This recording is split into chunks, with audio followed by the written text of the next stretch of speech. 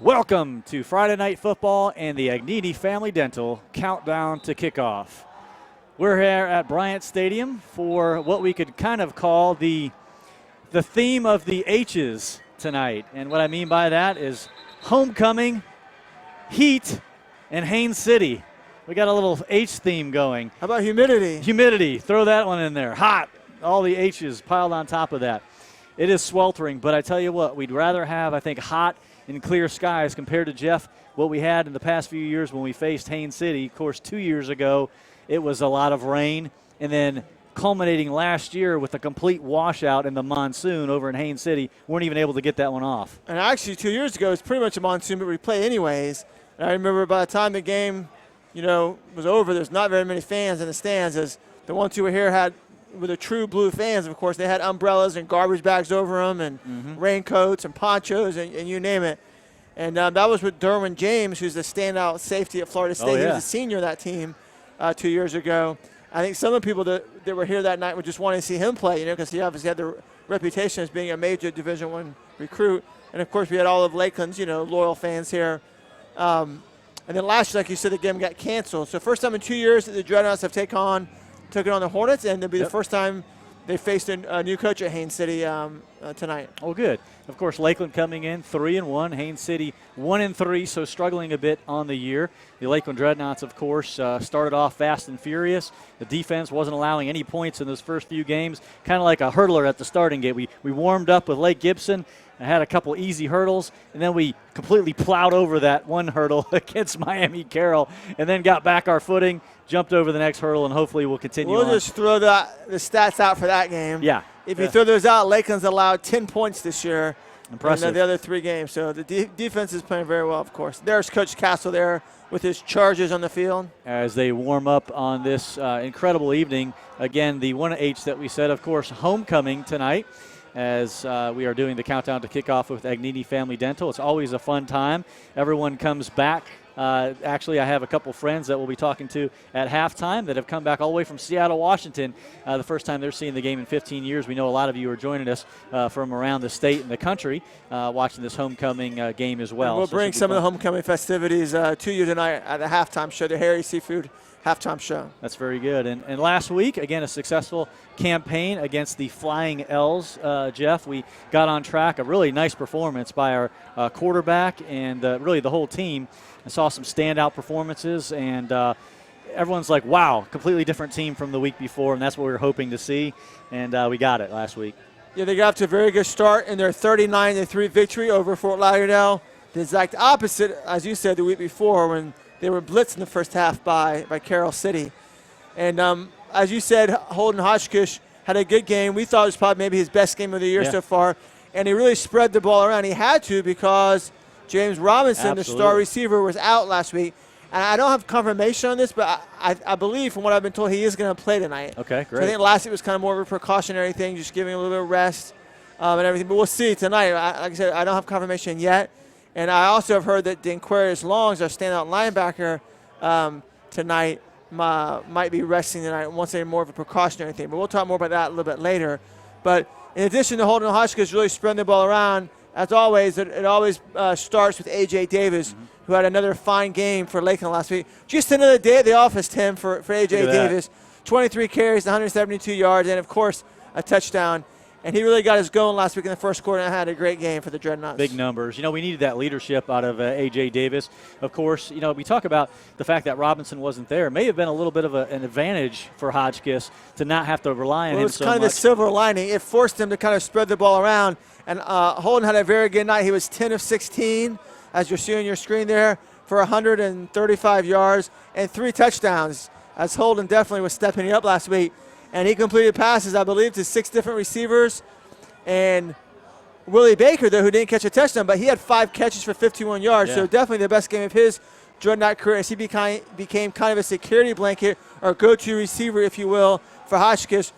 Last week we kind of compared him a little bit to kind of a slot receiver in the mold of Wes Welker maybe in his heyday with the Patriots. And then 3 different Dreadnaughts caught touchdowns.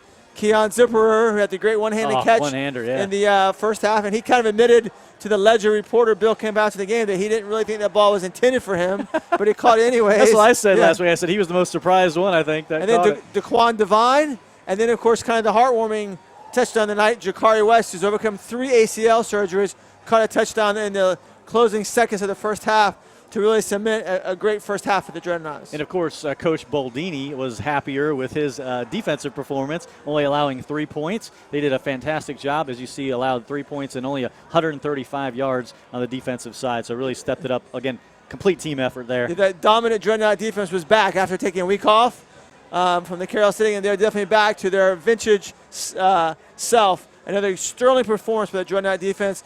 They've really been tackling well this year. Their pursuit to the ball, and they've been getting some pressure on the quarterback. Just an all-around, as you said, balanced, complete performance by the Dreadnought defense. But if there was one part of the Dreadnought game last week that we have to critique a little bit, and I would say nitpick, but really it's not nitpicking because it's a legitimate critique. 23 penalties, Tim Conti, for 198 yards. Yowza! Penalties, and more penalties. Boy, that's just something that we continue, unfortunately, to lead probably the county in, I would imagine, statistically. Probably the state. Yeah, is part of it that people have high expectations, even the refs a little bit mentally coming in, expect the Dreadnaughts to be clean and maybe nitpick a little bit more. I don't know, Jeff. I mean, they seem to call us on a lot of things that other teams may not get called for. I mean, at certain times, over the years, you definitely feel like the Dreadnaughts are being picked on. I didn't really get the impression last week, to be honest with you. But self-inflicted, I think, last week. But hopefully tonight the Dreadnaughts will come out and be able to stay away from those penalties. Well, relatively speaking, again, some clear skies tonight, although I'm not a sweater, but I'm pouring down sweat, so hopefully the humidity starts to get cut. That's because you have like 3 different shirts on, that's right. Tim. Layered it up. That's what I do. But we are coming back into the county now after being down south. Obviously, Miami, Fort Lauderdale in terms of playing those southern teams. Now coming back into Polk County for the next few weeks, Jeff. Of course, Haines City, Bartow, Winter Haven, as we start to get in that heart of the schedule. Well, next week will be our first district game against Bartow. Yep. And we'll talk more about that, maybe later on tonight. But that would be a much anticipated game, as of course Bartow beat Lakeland last year, one of the 2 regular season losses. So I know that would be a very much anticipated game for these Dreadnought players who were on the team last year. So this may be a good warm-up and practice, getting ready for district play, and the fact that Danquarius Longs isn't in there on defense, again, maybe a good time to give him a rest. Once again, we're not confirmed. That's not confirmed, but that's what I've heard. Okay. Well, we'll have to certainly wait and see that. And again, with homecoming festivities, it should be, again, enjoyable for you to sit back and watch on this Friday night. And again, our friends at Agnini Family Dental, of course, sponsoring the countdown to kickoff. And you want to throw it back to them for a brief commercial break? Sounds good to me. Let's do it. And we'll be right back with you. Stay with us. Agnini Family Dental truly is a family of doctors. We strive to give our patients a patient-first dental experience. Our goal at Agnini Family Dental is to provide our patients with the highest level of comprehensive dental care and prevention. Every member of our team promises to put the needs and concerns of every patient first in every aspect of their dental care. Our family of doctors take a tooth-conservative approach to restorative dentistry with a special focus on sedation dentistry, implant dentistry, and orthodontics. Call to schedule your appointment today and let our family of doctors change the way you look at dentistry. As Haines City Hornets continue to warm up and you see the band coming out for their pregame show, it's always a great time here at homecoming, seeing the guys and gals in their full regalia, and they are sweating as well. The poor guys with their jackets having to come out here in the humidity, but hopefully, again, as the sun goes down, we'll cool things off a bit up here at Bryant Stadium. But how much of a joy is this to be back-to-back-to-back 7-time over home games here at Bryant Stadium? Quite a neat makes it schedule. easy for us. Makes it easy for us. And, of course, very difficult on the away games, Jeff, as most of the opposing teams kind of are a no-go on the webcast. So more opportunity we have to get in front of you, and you get to know this team as it progresses throughout the season. It's fun for us to do that. So I do have a little breaking news, though, about Agnini Family Dental, Uh-huh. our great sponsor of the pregame show. Yesterday, the Ledger announced some awards, I think like Ledger Choice Awards or whatever. And Matt Agnini, one of the sons of the Agninis, was voted the top dentist in Polk County. Wow. Yeah, so he's top dentist in Polk County, Matt Agnini. And, of course, he practices with his brother Drew and their dad Michael. And actually, Dr. Agnini, Michael, the dad, is actually my dentist. But they do a great job if you need a new dentist, you're not satisfied with your current dentist, or maybe you're one of those people who don't go to the dentist very often, you need a new dentist, I highly encourage you to call Agnini Family Dental, 682-1500. They have 2 locations here in Lakeland to conveniently serve you. And if you go give them a try, you will not be disappointed. I can assure you of that. And to boot, you can have the best dentist in Polk County take care of your dental needs at Agnini Family Dental. Sounds like a big box to check for me. Good dentist, approved by the Ledger. And there you go. Nothing. And sponsor of the webcast. Nothing less than what you'd expect from the group at Agnini Family Dental. So again, we appreciate them. It really is our sponsors who allow us to come in front of you each week and carry on and have a lot of fun with you here throughout the season. So we do have some business, even though it's one of those games you'd expect the Dreadnaughts to do good. This is why we play the games again. Certainly people wouldn't have thought Florida State would have got beat 60 some odd. So you still got to show up to play the games, although obviously Louisville a little bit more talented. You're being very kind to them. They didn't get beat. They got stomped. And not expected to have that come to them. So we still have to line up, still have to be efficient, and put points on the board against Haines City tonight in the green helmets and white away jerseys, kind of looking like the Jets a little bit there. Yeah, their colors are white and Kelly green. Haines City is 8A, so they're actually a bigger classification than the Dreadnaughts. As you see, their head coach is Mike Bonneville, and principal is Adam Lane. And actually, that's incorrect there. It's actually 8A instead of 7. They used to be 7A, the same district as Lakeland for several years, but they're now 8A, along with Jenkins and Ridge. And, of course, we're in 7A with some other Polk County schools like Bartow, Winter Haven, and Kathleen. Very good. But last week, there, Tim, you're talking about Haines City, was one of the 3 defeats, and it was a pretty resounding one. They lost at Gateway 44-6. Ouch. Yeah. Hurts. So they're new coach in Mike Bonneville, and so they're kind of a rebuilding process, if you will. So as often the case when you have a new coach, it takes a year or so or longer sometimes to get your system in place. So probably low expectations for Haines City tonight, but in some ways this could be a trap game for Lakeland because not only do you have a team that they probably know, is really not that great compared to some other teams we faced. You also have homecoming, so that's a distraction. Usually probably 3 or 4 players are put up for homecoming king and all that, and the emotion of homecoming, and the guys are thinking about getting their hair done tomorrow and getting their tux on for the homecoming dance, and got to go pick their girl up to go out to dinner. They may not be totally focused on the Haines City Hornets. So tonight we'll see if they can keep that focus for 48 minutes. I started to say 60 minutes like college, but 48 minutes tonight for the Dreadnaughts. We'll see how that develops tonight. As the Lakeland High School Drum Corps prepares again for their pregame. Haines City with that first-year head coach, Jeff, you look back, even now Coach Castle with over 400 wins. It took him a while to get going as a new head coach. He wasn't often, winning 10 games every year. Third or fourth year, the first couple of years, there were some people in the Booster Club who were talking about wanting to get rid of him. Can you imagine they'd have done it? Oh, my he word. probably ended up at Kathleen or some other school in Polk County, and they'd have the program that Lakeland has today. I'm glad that didn't happen. No. So Haines City also, Paul Halyard does a great job of getting us the rosters in every week, but he said there's a couple of number 21s on there and a couple of faux pas, so we'll try to do the best to give you their names. Yeah, we'll do the best we can with the roster, So anyways, as the band again plays in the background, very loud band, we'll get ready for Haines City. Any other thoughts as to, do they have any star players that we even need to watch, Jeff? Or? Yeah, we'll take a look at their impact players here. They're led by quarterback number 1, Logan Riker, as I couldn't quite see the name there, to be honest with you guys. And then number 11, Devon Bruner, is actually an athlete. He'll actually line up at quarterback, some as well, kind of a wildcat quarterback.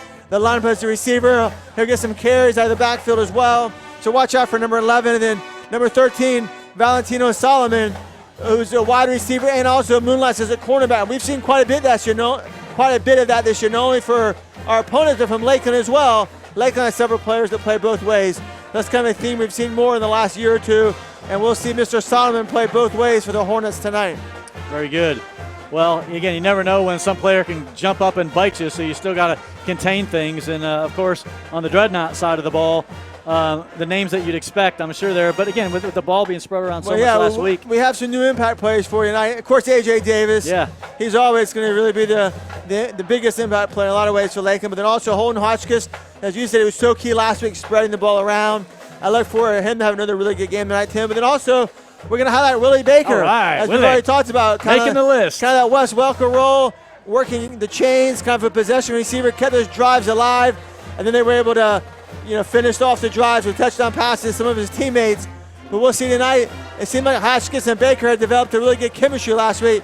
So I look for Willie to make several more catches tonight, get a lot of targets, and maybe he'll be able to get in the end zone for the first time this season tonight. That'd be nice. There's something to be said about those sure hand, Welker type receivers, Jeff. You mentioned it, but it really gives the quarterback confidence knowing you got a guy that could just find the open field and then just has sure hands enough. Not spectacular, not going to, blitz everyone 50 yards down the field, but between like the 10 and 20-yard mark, he's deadly. And last week he picked up a couple of his 5 catches were key third down conversions. That's right. They kept those drives alive, so that's important. But we also can't undersell Willie's speed. He is on the track team at Lakeland, had a pretty good season last year running track for the Dreadnaughts. So he does have some speed. He's definitely not a plotter. Something we've been seeing from Holden Hotchkiss a little bit, too, that we didn't see in the first few games, now in the last 2 games, is that quarterback keeper a little bit. He's been faking to the runner and actually kind of bootlegging out and keeping the ball. I think Coach Castle wants to keep the defenses honest. Yeah, and so we'll take it down for the national anthem. We'll be right back with you.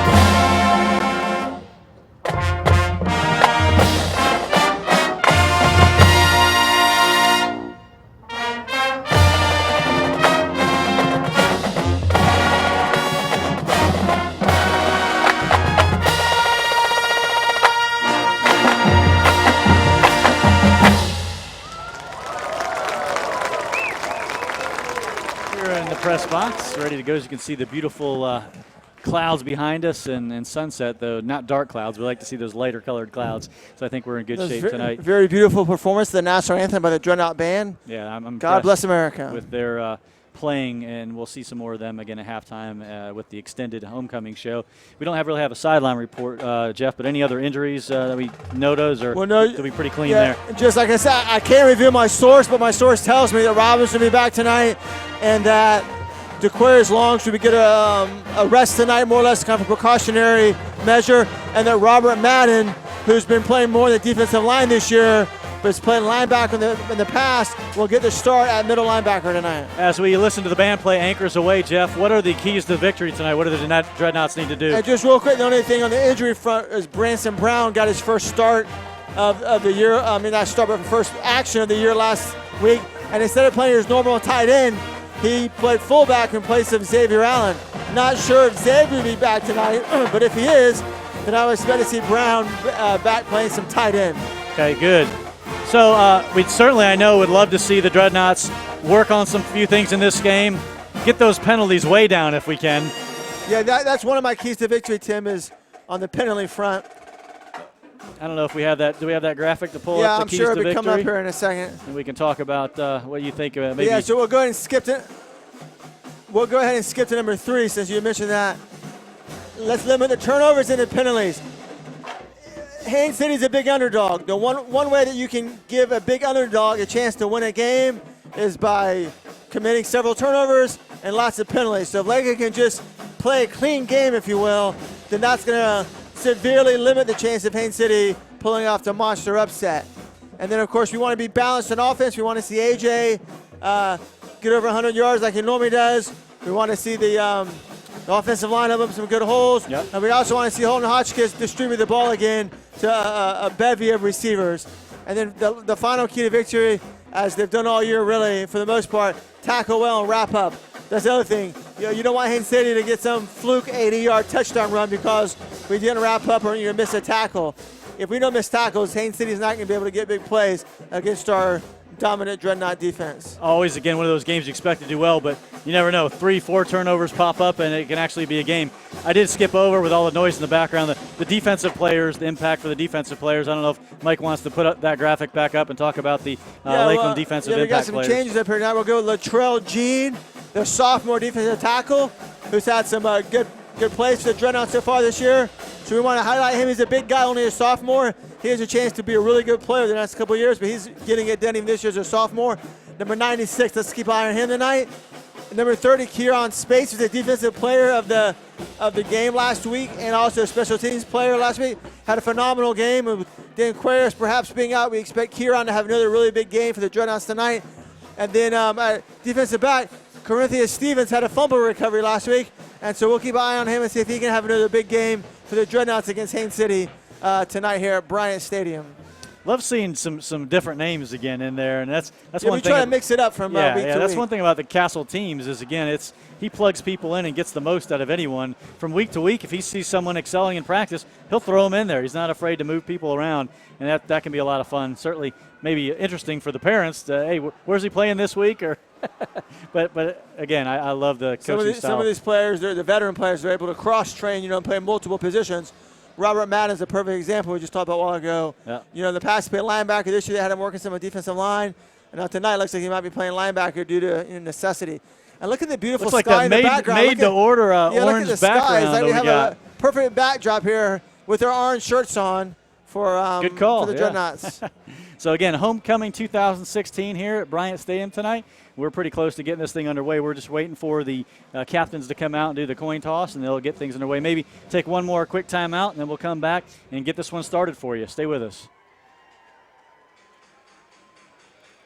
I'm Doug Bernetti, and I've lived in this area most of my life. Just one look at the interstate says it all. More people mean more cars, and that means more accidents. It could happen to you. And when it does, you may not be ready. But at Bernetti, PA, we're ready. We have done this every day for over 20 years. We fight to recover compensation for our clients' car repairs, medical bills, and lost wages. Plus, we deal with the insurance companies so clients can get back on the road. Call 1-800-BERNETTI. We're ready. Jeff and I getting settled in our chairs here up in the press box high above Bill Castle Field as the Knots coming out tonight in the very sharp-looking orange jerseys and black pants. Good-looking stuff.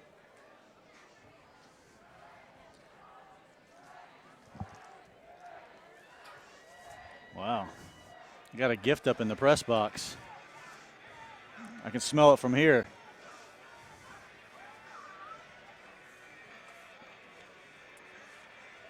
And one of my dear friends, Errol Archibald, who hasn't been to a game in 15 years, has two young children. It's their first homecoming game. Errol's mama used to come to every game when he was a player, and then continued for years after that coming, as she enjoys rooting on her Knots. So she's back in the audience tonight as well, and we're looking forward to talking with him at halftime. Just giving us a little idea of what it's like to come back as a Dreadnought, having played under Coach Bill Castle. As you see your captains lining up to walk out on the field. Kieran Spates, number 30, has been outstanding on the season. Number 42, Kayshawn Milton. Number 99, Mr. Jaquan Lawrence. And number 2, your star running back, A.J. Davis.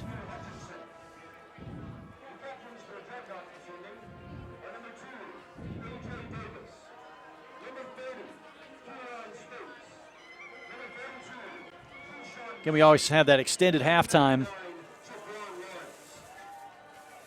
with homecoming, but it's fun to watch all the homecoming couples come out on the field, and the band whips it up and does usually something extra special.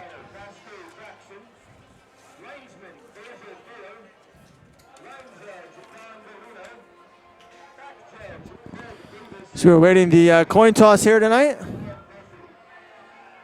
It's the captains exchange handshakes there. A nice show of sportsmanship.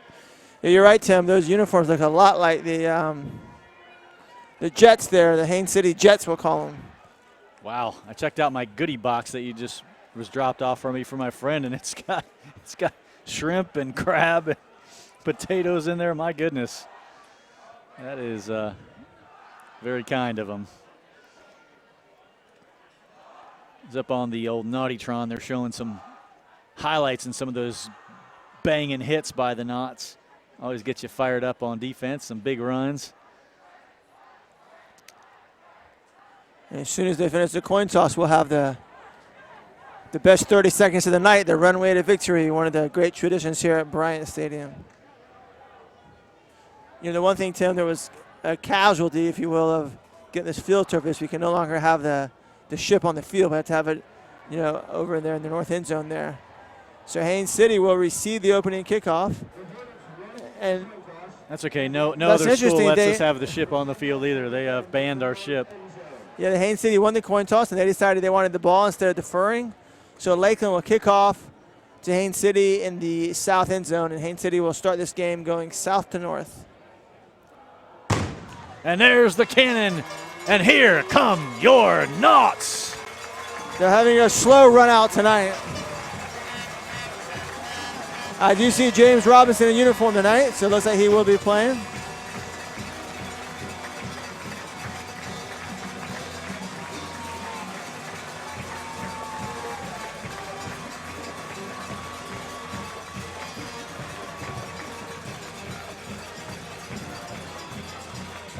One of the best fast and furious 15 seconds in high school football. Yeah, that is kind of a bummer. It was always nice having the battleship down here on the field. You could hear it a lot better whenever Lakeland scored a touchdown. The first thing you'll notice, Jeff, is you see Haines City running out on the field. Is they're a very small squad in numbers and size. They don't appear to be. And real also big very either, small so size and number of fans too over there in the stands. There's not a lot of people made the trek from Haines City. I see 3 or 4 green Lakeland. shirts over there, but the band definitely is representing the most for the Hornets. So maybe again, a nice week to work on a few things, get a few players rested up for district play starting next week. But still should be a fun evening, and we're glad that you're joining us here on Friday Night Football, sponsored by Champion, as we conclude the countdown to kickoff.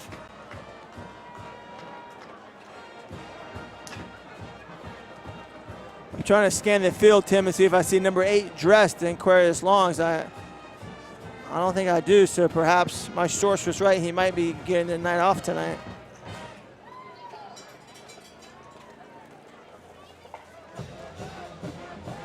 Mackenzie McDonald, your man with the plan and your man with the cool looking locks. He's going to kick this one off. 12 minutes up on the clock.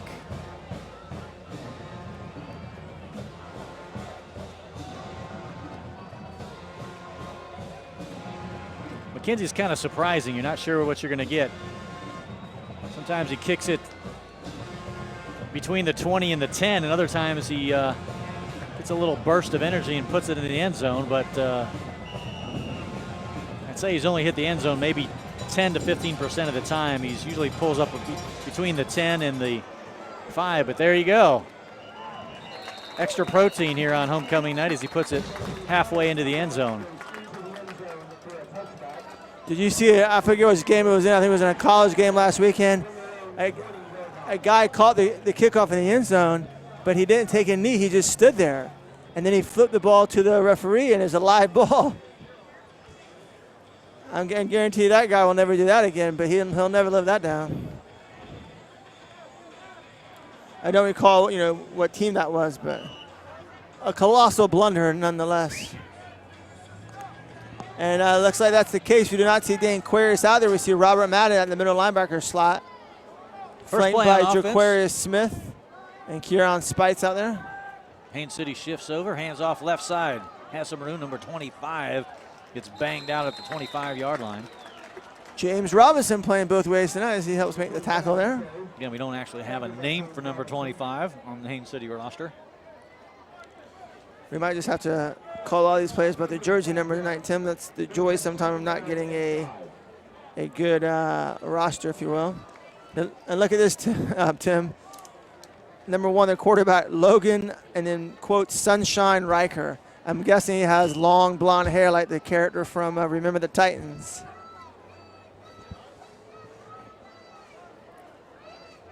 And normally we can go to maxpreps.com, Tim, and get Haines City's roster, but they actually only have last names in there in the first initial, because I did check that today. We'll do our best. Shifting formation on offense once again.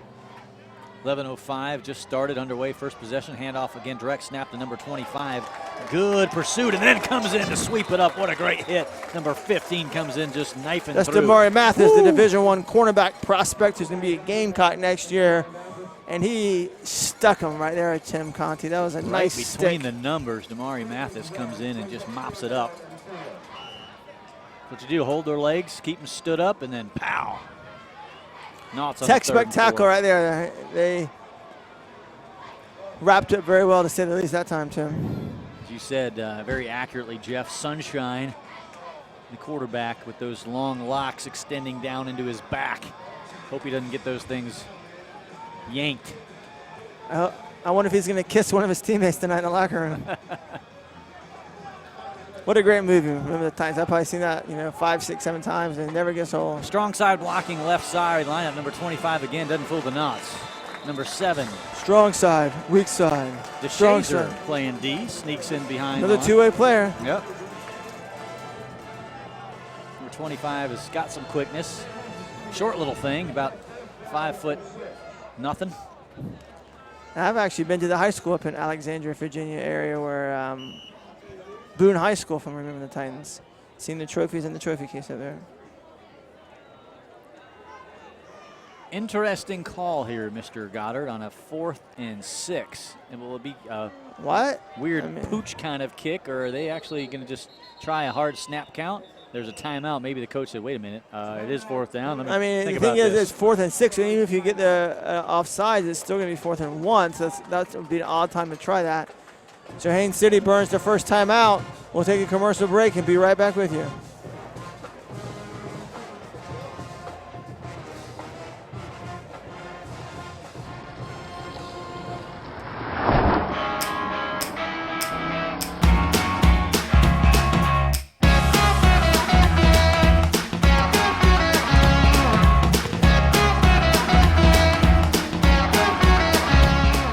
High school juniors and seniors. Submit your A's and B's to Bartow Ford for your chance to win a new Mustang. Visit DriveFordExcellence.com for official rules. The 24th annual Drive for Excellence with Bartow Ford. We're different and we prove it. Dang, I need a longer commercial. I got my my seafood up here. Just kidding. We're back here at Bryant The smell is Stadium. very good. I would think you might offer some to your broadcast partner, but that's okay. I'll take care of the game right here. There's plenty. They're going for it, 4th and 6. Sunshine. Over the middle. Pick It's going to get picked. Robinson on the pick. Then he makes it 6 to boot. Jumps a guy. Touchdown Robinson on a fabulous run back after the catch. Quite a welcome back for James Robinson. A pick 6 on Haines City's first drive of the night. A new way for big play James to score a touchdown. He just played center field back there, Jeff Goddard, and just watched the quarterback all the way. Did not take his eyes off him. Yeah, I'm still not convinced that he's going to end up playing wide receiver in college. I would not be surprised at all if he ends up on the defensive side of the ball, the defensive side of the ball in college, and either safety or cornerback. I don't know if he has the hips necessarily to play cornerback, but certainly safety. So the Knots strike on defense with, I think, their first pick 6 of the season, I believe, as Mackenzie McDonald's knifes one through and hits it high on the naughty Almost tron. got blocked there, but he got the kick up and good and plenty high enough. 7-0 early on the And a while ago, pick 6. in the pregame show, we talked a little bit about Derwin James, the former Haines City standout who now is at Florida State and plays safety at Florida State. He also played some receiver in high school as well. And to me, I don't know, there's a little bit of a comparison between Robinson and James. Well, that back is going to feel better after that, or whatever it was. Certainly, those endorphins kick in, and he's feeling pretty Logan good Riker right there now. really just kind of hung that ball up there. And that was easy pickings, if you will, for Mr. Robinson. Really, 2 Dreadnaughts had a chance at it, Jeff, and Robinson just had the momentum and jumped in front of the ball and had a clear vision sight to the goal line. Had to make a couple moves and then hurdle one of our own players, but he's used to running with the ball, so it was second nature to him. Almost as if the quarterback there for Haines City did a take on the Simon and Garfunkel song.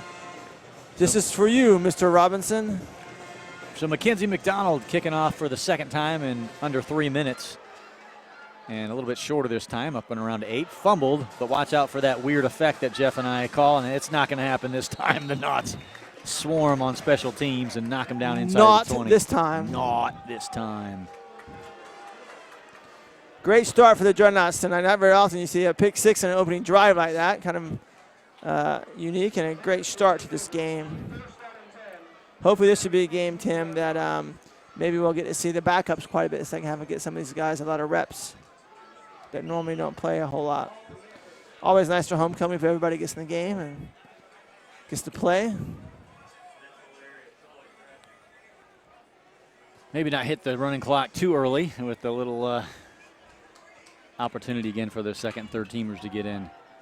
Running play right side, number 21 is the first one on the scene to wrap them up, and then the Nuts come in after that. Is that Madden? The nameless, yes, Robert Madden. Nice tackle there, getting his first start at middle linebacker.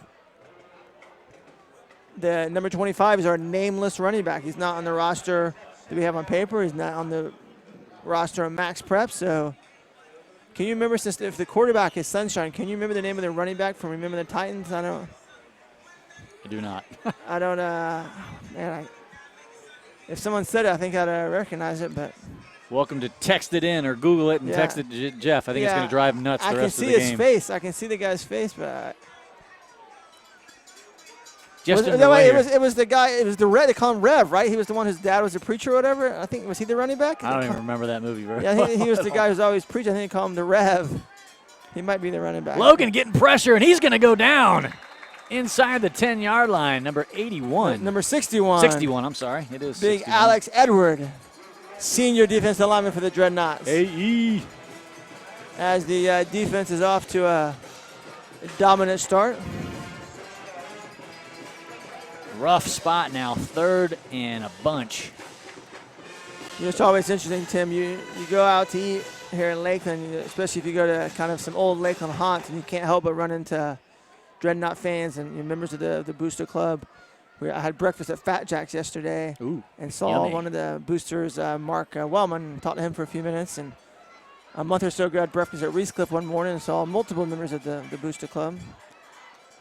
2 of Lakeland's finest breakfast haunts, Fat Jack's and Reese Cliff.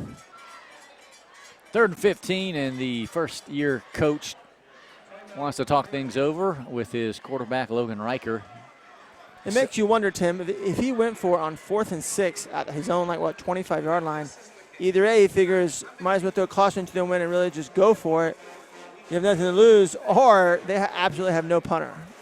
It's got to be one or the other. I mean, I don't know if there's any in between there.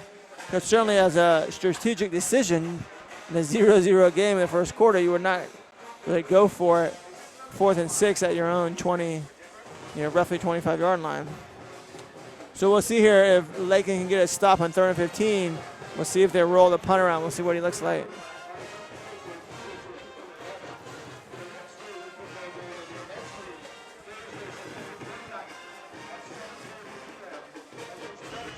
We'll see how they line up. And they're lining up in the shotgun. Sunshine has really long hair. He does. Even longer than I realized at first. Spread wide receivers looking down the right side. Man-to-man coverage overthrows his intended receiver by about 5 yards. And the only way they're going to convert a 3rd and 15 how about is that? a pass interference call on Damari Mathis. Just no need for it, The Jeff. veteran ball cornerback was does a lot better than that. Yeah, it was overthrown. That's why I'm almost surprised they don't talk about possibly picking it up, because I don't think it was really catchable. But absolutely no reason whatsoever at all for Mathis to make contact on that play. I think they're going to make this one stick on the Knots. And I think so. I mean, it was definitely going to be a tough ball to catch, but it wasn't so uncatchable that he had no chance at it at all. So once again, we talk about another penalty, and once again, you might could debate that one, but yeah, I think that's the right call. There was definitely contact after the ball was in the air. Therefore, it's pass interference, not holding, and we just gave them a first down. a freebie there, if you will.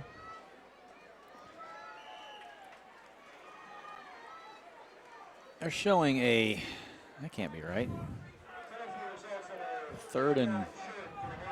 I guess while ago it was 3rd and 16 instead of 3rd and 15, and now it's 3rd and 1. Along 1 yard. Haines City's been able to pick up just a few, so they shift this I think in college, right pass side. interference is automatic first down. In high school, it is not. Direct snap to number 25. He tries to find a seam, and he got hit. I believe he broke the plane, got the first down, but there's a flag in the backfield, maybe holding on the Haines City Hornets. It is. So, Haines City, easy get, easy give away. You know, they got almost a gift first down. All I do is pick up a yard to get it, and then a holding penalty on 3rd and 1. Now it's going to be 3rd and 11. Almost back to where we started 2 plays ago, Tim. Very interesting turn of events there with back-to-back infractions, 1 on each team. Got to frustrate that Haines City coaching staff right there. I mean, first downs are going to be hard to come by for the Hornets tonight, especially against this first-team defense. I think they're going to be, Jeff, really happy if they do break midfield and get into knot territory anytime tonight by the looks of it. And not saying that to be mean at all. It's just you have a much smaller team, and the Knots defense is very stingy if you have a good offense, as we've seen throughout the year. So, again, just a deep ball thrown to nobody, about 20 yards over the receiver's head, who stopped at the 30-yard line. It was thrown to Mr. 45-yard line. And he's getting a lot of action this year. It was right on the money to Mr. 45-yard line. He tackles you, and he, has balls thrown to him. By far, the only guy who even had a chance to catch that was Jacoby Joyner. Yeah, they're going to go for it again. I have to imagine they have no punter.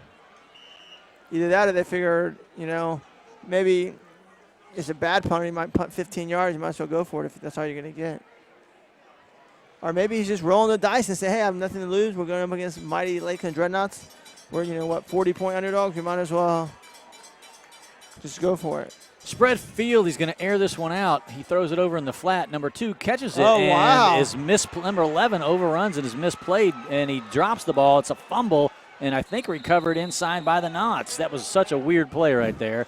An absolutely crazy play. And the end result is what would have been about a 20 or 30-yard punt, as Haines City gambled, had the first down, as number 11, Jacoby Joyner, gambled for the interception and lost totally big missed time. That one. That was a big he boot. put all his chips in the table. He did. He went all in and then the wide receiver for Haines City, number 2, Quentin Coward, did a good job. Got all the way out past the 40-yard line. Then was stripped, and a fortuitous bounce for Lakeland. The ball stayed on the field. That's about amazing 2 how it stayed feet from the sideline. And give Jacoby Joyner credit. He hustled back down the field and was able to recover the fumble. Crazy play there, as you said. But probably as good of, as you said, they could have done with any kind of punt, Jeff. So the Knots take over in great field possession on their first offensive try. They had the turnover that resulted in 6 points, and Davis is going to try to get to the outside, cut back through, and picks up a nice 8 yards on first down. It looked like Davis never could quite get his footing there. Like he couldn't get untracked. He's in a constant stumble from the time he got the ball. He couldn't get out of the starting blocks, but nonetheless, he still picks up about. Oh, wow. They're going to mark it to almost 10 yards and maybe a first down. Yeah, it's going to be close to a first down. And it's going to be a first down. So I thought he only had about 8 yards, but nice spot there, and A.J. Davis gets 10 yards on his first carry of the night. He was sneaking along the sidelines, dancing there, so he picked up a few extra yards in the last moment before he stepped out. Knots pick up a first down in their first play on offense. I formation. Davis again, big hole left side. Number 33 does a good job of grabbing his jersey from behind and then allows one of his other defenders to catch up. Robert Aldeer grabbed that jersey and hung on for dear life, and they were able to get A.J. Davis down. But he still picked up about, 6 yards or so, it looks like. Jaquez Marion was able to come in on the tackle as well. It's not an easy task to get Davis down. We'll give him 5 yards as Branson Brown comes out.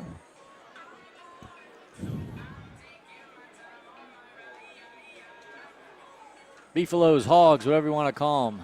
The offensive line establishing themselves early here in this game against the Hornets. Nice fake. Quick toss. Caught. Number 13. Look at him run after the catch. Breaks a tackle. Gets to the outside. Still on his feet inside the 5. Touchdown. Wow, what a nice run after the Daquan catch. Devine. Woo, that was divine as well. The budding playmaker for the Dreadnaughts, as he is great at catching that ball, using his shifty moves to pick up the famous yak yards after the catch.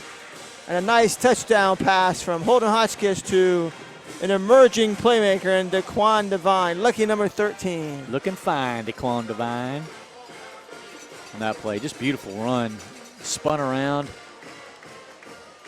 Busted through a quad group of tacklers from the Hornets, and then speed took over. We've said he's not in the long run the fastest, but he's got the football quickness that Coach Castle says, which give him any 10, 20-yard, and he'll burn you as they threw a flag and then picked it up.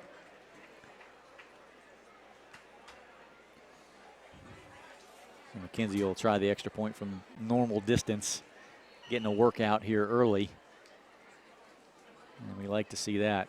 Good snap.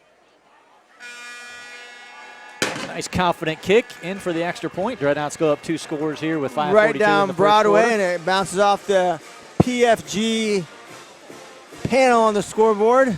Some free advertising for you, my good friend Keith Deloach. That was a good shot. We'll keep it right here as they I have a feeling Mackenzie McDonald's going to maybe have a leg sore cramp. leg by the end of the game. He's probably get lots of kickoffs and lots of extra points.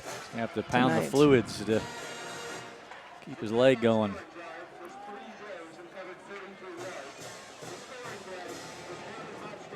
Good little crowd here, Lakeland side filling in. They all came a little bit late, but they're smart. They know when the action's getting started.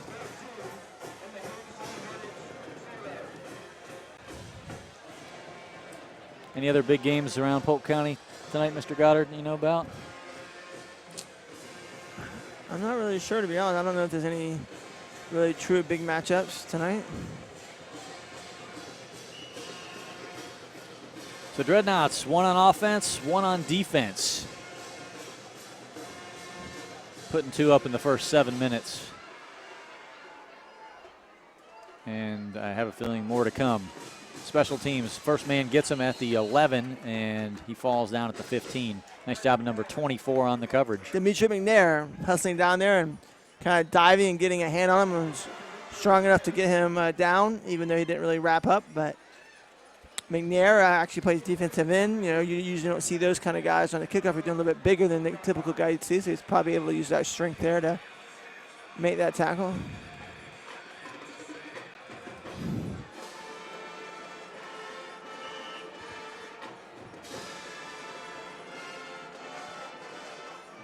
Old Sunshine, Logan Riker, with his 3rd attempt now. And he doesn't have a bad little arm, but the problem is no one's there when he throws it, and he's just getting lots of pressure, so he's having to zing it as the yellow hanky flies in the backfield back at the 6-yard line. Tackled at the 20. Robert Madden and Corinthia Stevens combined to make that tackle. That penalty will be on the Hornets, just what they need.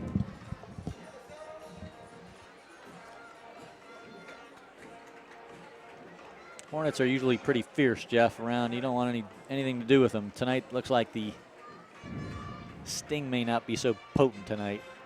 Yeah. The Stinger's already been knocked out.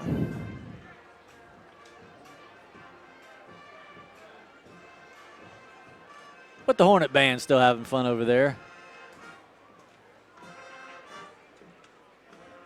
Playing a little Journey, I think.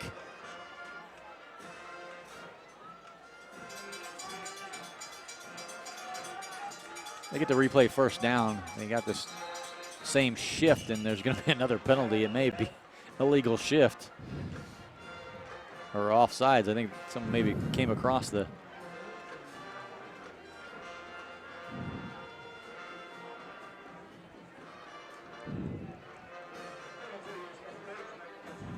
Oh, Dreadnaughts jumped, came over. So the movement got him.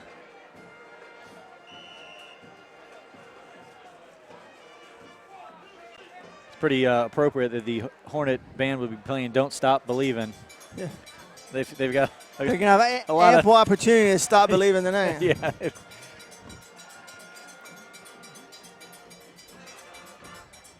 They might be used to playing that song this year, it sounds like. Direct snap, number 25 again, the no-name running back, picks up about 3. Hard-fought yards, scrappy little runner.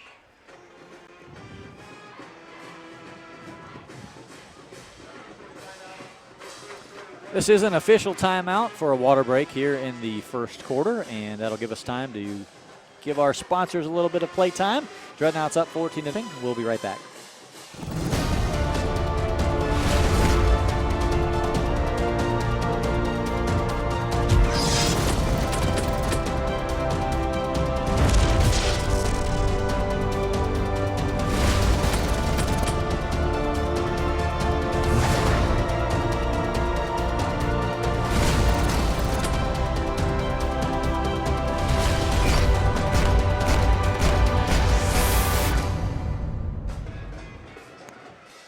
Back at Bryant Stadium.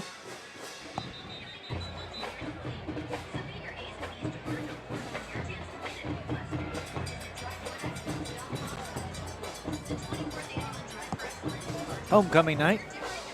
Hard to believe we are. Lakeland's won, what, 2 or 3 plays from scrimmage and has 14 points. Yeah, good point. Very efficient. Of course, one of them was a defensive score. Nice little attempt at some trickery there. The quarterback kept it and Big went straight up the middle. 97, Avery Edward, the senior defensive tackle, made that tackle. Good penetration there by Mr. Edward. Knott's going for a 4-1 record here tonight at home. I'd like to thank Papa John's Pizza and Mojo's for both coming up big tonight in the press box, sponsoring some great grub. Thank you to both of those fine restaurants and organizations here in Lakeland. Logan Riker fires in just a bit outside, as they would say, in the old ballpark. Intended for number 26, and he is one of those other no-namers on the roster that we have in front of us. Just left off that whole middle 20s, 25, 26. I'm guessing that they are guys who switch jersey numbers on us. There are 2 21s, though, on this roster. See if you see number 11 out there. And if you don't see number 11, that's their athlete, Devon Bruner. I'm thinking maybe he's actually number 25, perhaps. Another 4th down, Jeff, where Logan Riker and the Hornets are just going to go for it on a pass. Nice caught. First down. There you go. Boy, old Logan took a pounding for number 97 there after he let the ball go. But maybe the Haines City's coach on to something on the 3 4th downs they went for. Basically, they got 2 of them. Although one of them, they fumbling, but give them credit. Some gutsy play calls, and Sunshine's delivering there.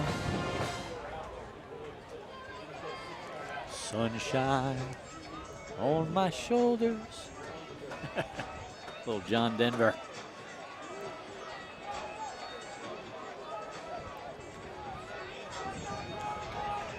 Nice pass by Logan to keep the drive alive. 1st and 10. Fires it out. Number 2 a little bit low.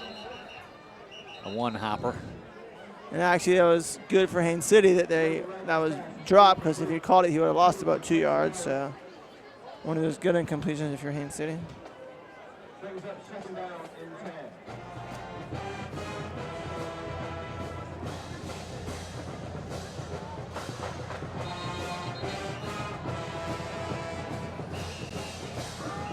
Another timeout called by the Lakeland Dreadnaughts. Coach Castle wanting to talk things over with 3:33 remaining in the first quarter.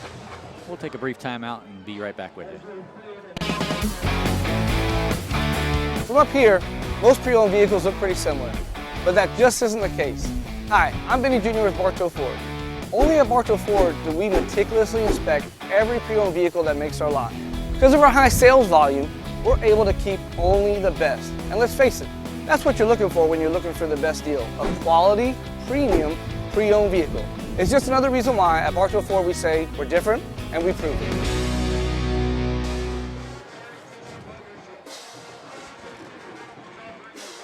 I'm not ashamed to say I'm eating as fast as I can in between That's good stuff.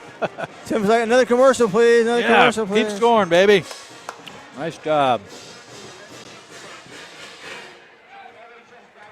My dad and mom watching from South Carolina tonight.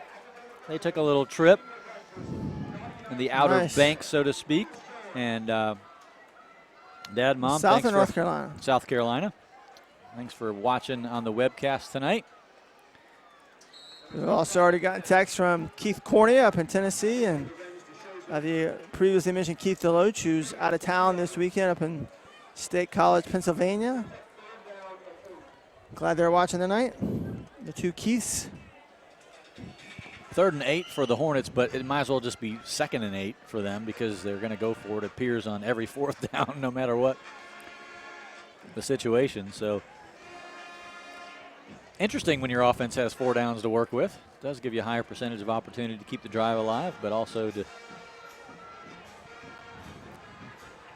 turn it back over. But they have been successful, as Jeff said, 2 out of 3 attempts. They just happen to have a turnover on one of them. And that was their 2nd turnover of the night. Dreadnaughts scoring on the first on a pick 6 by Robinson. Logan Riker fires over the head of that same intended receiver, number 26, to the outside. I tell you what, if he was on tonight, though, Jeff, they'd be making some completions. Our coverage isn't great. Yeah, there's been some open Hornet receivers running around open there in the mid-range routes. Not so much on the deep routes, but those mid-range routes are open. I mean, anytime you're a big underdog like the Hornets are, you definitely cannot be committing the turnovers like that. If anything, they, to pull the upset, they were going to have to force some turnovers of their own. But so far, that has not happened, as they've committed 2 costly turnovers.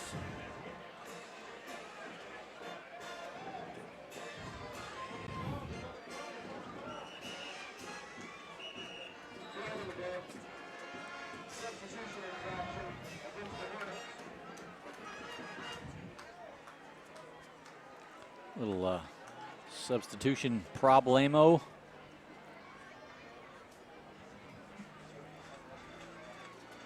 On the visitor side. So, Tim, what do you think about the Dreadnaughts uniforms tonight? It's the first time they've worn that combination with the orange tops and the black pants. I like the fact that the black pants have the orange stripe down the legs there to kind of tie in the orange jerseys.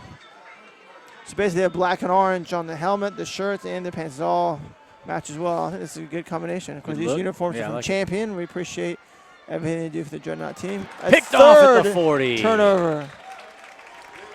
Aired it out. Again, Damari Mathis. Not horrible if you're looking for, I guess they just look at this as a punt, Jeff. Yes. Just keep throwing it as far as they can. Apparently they have no punters, so that's better than a punt. 3rd and 4th down, yeah.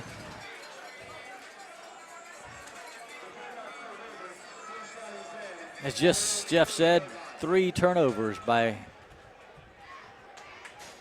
the Hornets offense, the most the Dreadnaughts have had in certainly one game. 2 interceptions, 1 for a touchdown. Hotchkiss gets to go back to work. There's a penalty holding, and Davis is going to get to the outside, but it's going to come back. That's too bad. Nice job of Davis getting to the edge. Ref blows the whistle, points to the flag, and says, yeah, good try, guys. Bring him back. That was a fast flag. It's like as soon as it the may play not be started, holding. It could be like. I was going to say, I don't even know if maybe they had time to hold. lined up in the line of scrimmage wrong or something like that. I don't think it, yeah, that makes more sense. It was not holding. Illegal shift on the knots. Yeah, that was way too quick to be holding. You're correct about that, my friend. So, of course, Lakeland has several really nice uniforms courtesy of Champion, and where you can mix and match, create some different combinations. Kind of like the Gators did last week, wearing the orange top and the blue pants. Or was it blue top and orange pants? I can't remember, but. Hotchkiss, nice flip out to Davis with plenty of room and space. Good blocking by Robinson. He just follows Robinson's block and doesn't meet a defender until he's 15 yards down the field, Jeff. That's a 25-yard gain by A.J. Davis. One of my favorite play calls there, by the way. I usually do that maybe once a game. I love to see that. So if you're watching the game tonight and you watch all the games, We'd like some feedback. What do you think about Lakeland's uniform combination tonight, and what would be your favorite uniform combination that Lakeland wears? We'd love to get some feedback from the fine folks at Champion. Once again, we're very appreciative to Joe Mauder at Grassroots Sports and the people at Champion for the great supporters they are of the Dreadnaught program. Hotchkiss back to pass right down the middle field, has a man caught, number 13 at the 10. He tries to sneak in, tackled at the 5-yard line, but Devine again putting on a show. Devine almost had a second touchdown catch at the first quarter tonight, as we see Xavier Allen trot on the field. So it's good to have Xavier back after missing last week's game. What a beautiful pass, too.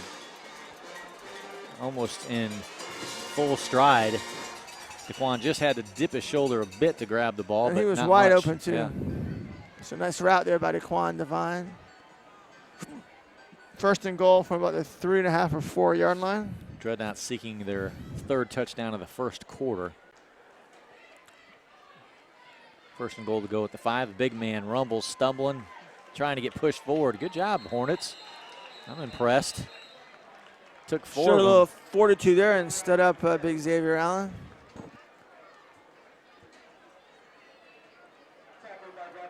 That's only going to make Lakeland's offense that much more dangerous. The emerging threat that is Daquan Devine at the wide receiver position. Very different style than Robinson, so they complement each other well. And throw in Willie Baker and the rest of the crew, you got a pretty deep and talented wide receiver crew for the Dreadnaughts. I think the best overall crew I've seen in, maybe 10, 15 years, or I don't remember. Holden Hotchkiss on the touchdown, quarterback keeper for the Dreadnaughts. Holden gets one of his own.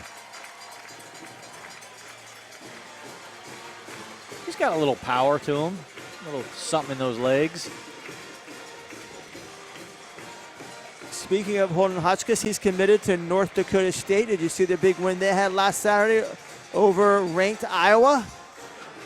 I'm sure Holden was probably watching at home. That game was on TV. We said one of the themes was H's tonight. You can't get any more H than Holden Hotchkiss. That's true. With 37 seconds left, that leg gets another shot at it, and it's successful. Good job there by Mackenzie McDonald. Your score still with 37 seconds to go in the first quarter here at Bryant Stadium. Lakeland 21, Haines City 0. If you're coming out for homecoming, you better come soon because we might have a running clock in the second quarter. Tim, homecoming might be longer than the game itself. I know it.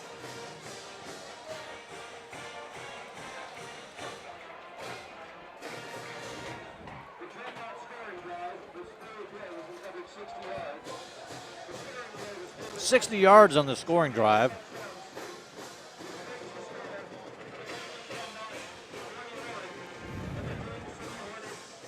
Obviously highlighted by the well-thrown ball from Holden Hotchkiss to Daquan Devine that got inside the 5-yard line.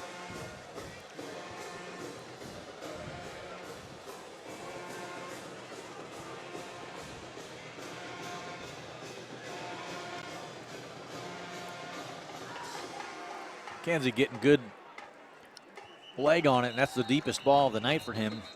Going nearly through the back of the end zone. Touchback. No really wind helping him either. That's all him. No, not wind aided whatsoever. Lakeland definitely playing like a champion tonight, Tim. They are.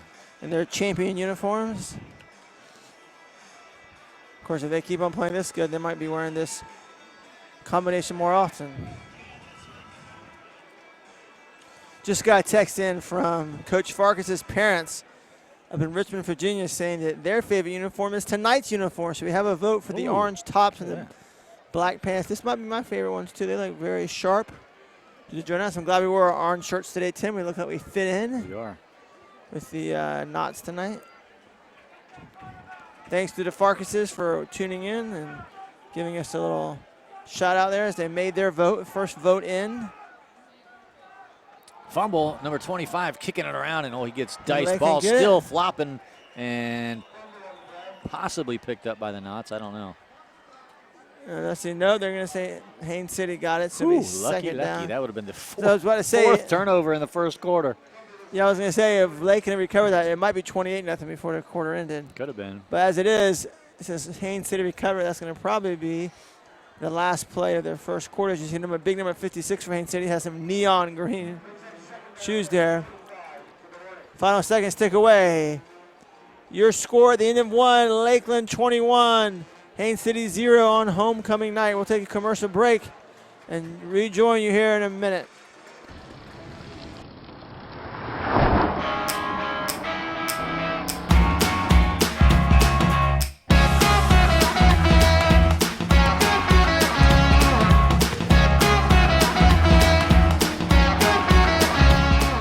High school juniors and seniors. Submit your A's and B's to Bartow Ford for your chance to win a new Mustang. Visit DriveFordExcellence.com for official rules. The 24th annual Drive for Excellence with Bartow Ford. We're different and we prove it. During the summer sell down at Regal Chevy, find your tag and get up to 16% cash back on select new 2016 Chevys. And you'll receive a 50-inch smart TV or laptop with every purchase. Sal says yes, you pay less.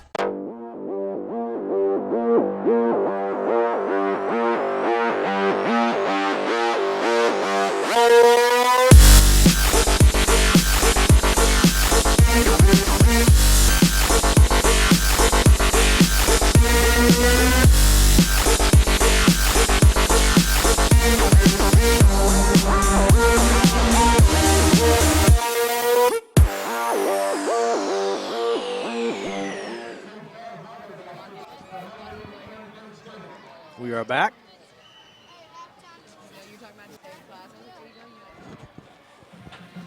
With a near turnover, the Hornets are back up. Sunshine trying to make it a happier sunshiny place, and he didn't do so there at the 5-yard line. Good pass again, just well defended. As soon as he caught it, he was tackled.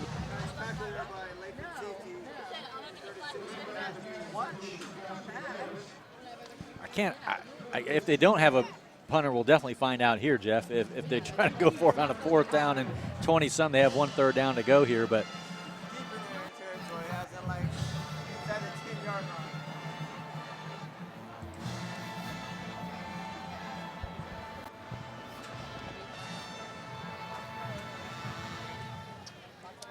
Logan Riker, great name.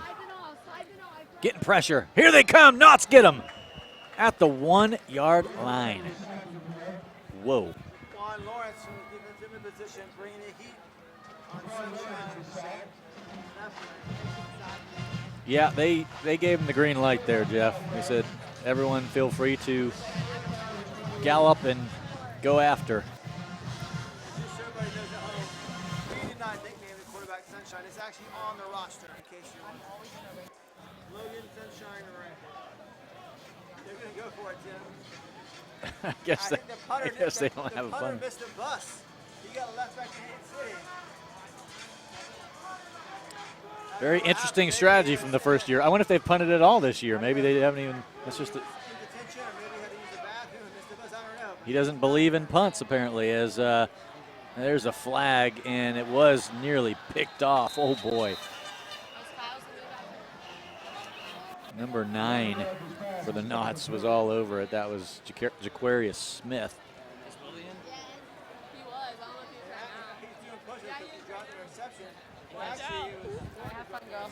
Yeah. It was 4th.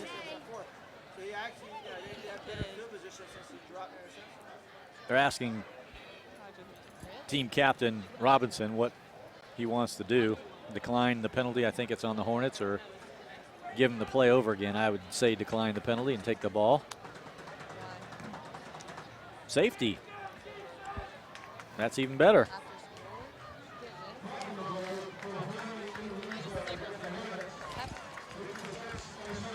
Holding in the end zone by the Hornets results in a safety. You know, that might have been a good play by the Hornets again.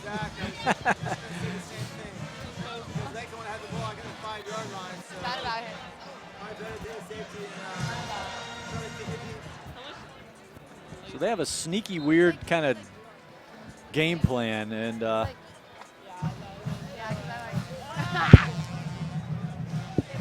definitely defensive postures, but in that case, again, the Naughts would have had the ball at the 1 or 2 yard line, and instead they get the 2 points, but free kick, but obviously they don't need to punt it. They're just going to kick it off.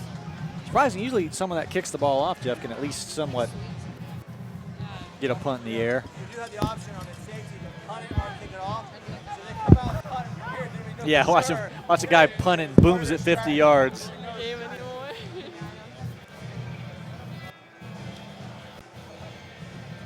Their punter is one of their biggest guys on the team, or their kicker rather, their kickoff guy, number 63. Yeah. We don't usually see Bryce Soralski, which is a good offensive line name, be a kicker name.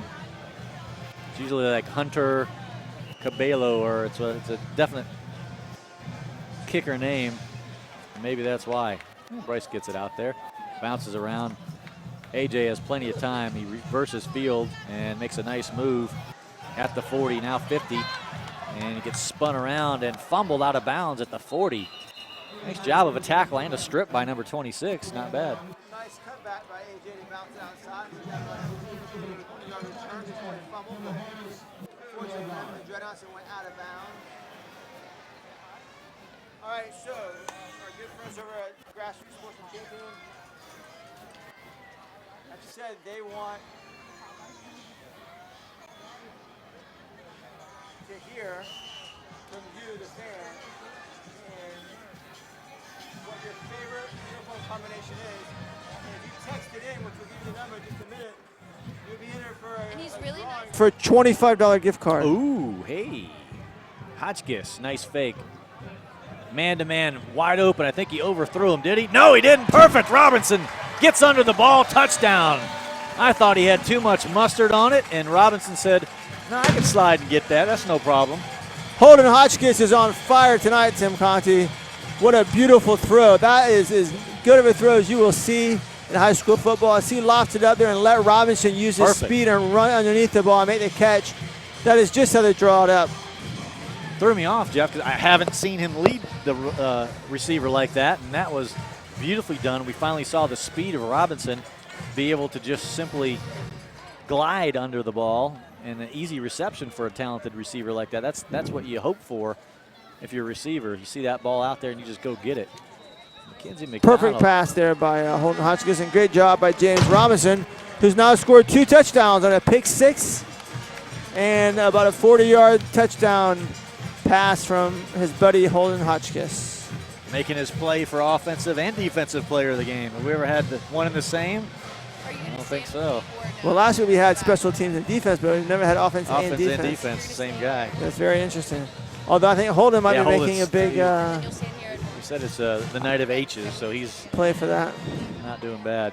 All right, so the number for you to text for your favorite uniform combination, 407-448-5855. Once again, 407-448-5855. Here are your choices for uniform combinations. The gray camo, the orange camo, the white camo, straight black with orange numbers and striped pants, or any combo of the above.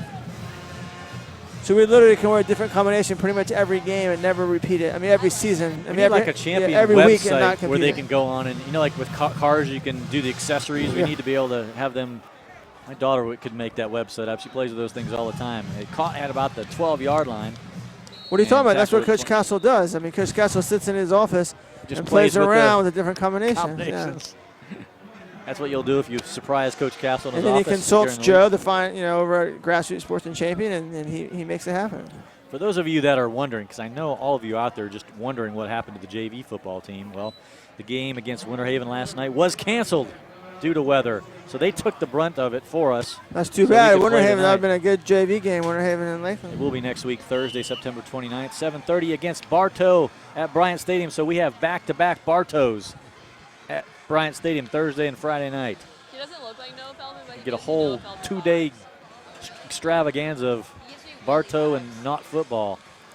Big weekend next weekend. Number 25 again gets it off the left side, just nothing. You know, my brother Jason tonight, Tim, this evening before the game, I was talking to him on the phone, and he was bringing up the point that, of course, this is a 20-year anniversary, of course, of one of our state championships from '96. But also, if you remember, Bartow won the state championship that same year. They were a smaller classification than us back then. They were tough. I think back then we were 5A, I think, and then they were like maybe 3A or 4A, and they won the state championship that year as Lakeland did. So next week, it's kind of interesting. You have two teams playing 20 years after they each won, state championships. The where are they now of high school football? Might be nice to have a joint little commemoration next week honoring the 20-year championship. Direct snap. Hey, for found both schools. A brief seam. Number 25 still battling. And speaking of Bartow, I think if you ask Coach Castle to list his favorite 5 games or 10 games he's ever coached, I would imagine that one of them might be the Bartow game the following year, the first game of the year in '97. They both were defending state champions in their respective classifications. Bartow had the big lead, 20-7 in the fourth quarter, and Lakeland scored 2 touchdowns. Actually, they may have been up 21-7. I think we went for 2, but Lakeland ended up winning by a point in dramatic fashion in a standing room only crowd over in Bartow. Definitely one of the most exciting games in the Bill Castle era. That big shift from the Hornet offense has not done much to throw off the defense. 8 minutes remaining here in the second quarter. 25 gets it again. Nice cut there, and he's going to fight, but be just short of the first down marker. But it doesn't matter because they're going to go on 4th down, and they'll have a fourth in their most convertible attempt at 4th and 1. They have a good shot. I take that back. Yeah, they've made a couple of them longer than that, but this one seems much more manageable. Yeah, I mean, if you're going for on 4th and 10 or 4th and 11, you're definitely going to go for it on 4th and 1. At least they have the option of running it here. Tight formation. Hey, Grace. Shift left. Mr. Riker. Long snap count, direct snap, number 25. He's going to get hit behind the line, and Dreadnaughts will get the ball at around the 29 or 30-yard line. Great penetration that time by the Dreadnaught defensive line, led by number 96, Latrell Jean, and number 97, as you see, big number 97, Avery Edward walking off the field there. They blew that play out. That had no chance of working. Yeah, I remember that. My friend. She made her mom bring her a rain jacket. Well, the old running clock, Jeff, is She's sick, yeah. within reach. We're going to have it here in the first half. Do they start in the first half? Is it an automatic deal, or do they wait? I'm not sure. That's a good question. We're about to find out. They might wait till the second half. But it's been a long week for me. I could use the early end time. You, buddy. I got to put a 40-minute drive home. I am right there with you. Fake handoff. Hotchkiss roll out left, getting pressure, lets it go over and above. That was a bit of a. That was intended for Jakari West. I believe his first incompletion of the night. So he was under some duress from the Haines City defensive line. And that's why Haines City had good covers. That was good defense that play by Haines City. For the first time, Hotchkiss truly was scrambling. Tough ball to throw that on target to Jakari West when you're running for your life. The other bombs that he's thrown, he's had whales of time and just could easily set the feet. Boy, a huge hole for Davis. I mean, nobody there in the first 10 yards. Breaks one tackle at the 20, another at the 12. He dives. That's a touchdown. What a run. Did he get the – he got it. Yes, touchdown, got the pylon. A.J. Davis. What a spectacular little jaunt down the left side. A.J. now is probably approaching 100 yards. I don't think he has that yet. He's probably got maybe 75, 80, something like that. That was about 35 yards on that touchdown run there. As you see, number 2, A.J. Davis. We've been watching him run for 4 years, Tim. It would be weird next year watching the Lakeland without A.J. Davis toting the rock.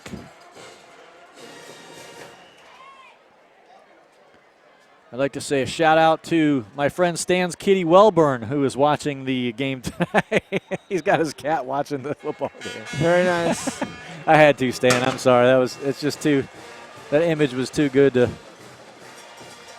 let go. The Everyone's clock is a knot. The clock is not running right now. So It is not. I guess that means that they will not start the running clock till after halftime. So you still have plenty of time to get here for homecoming if you're heading this way.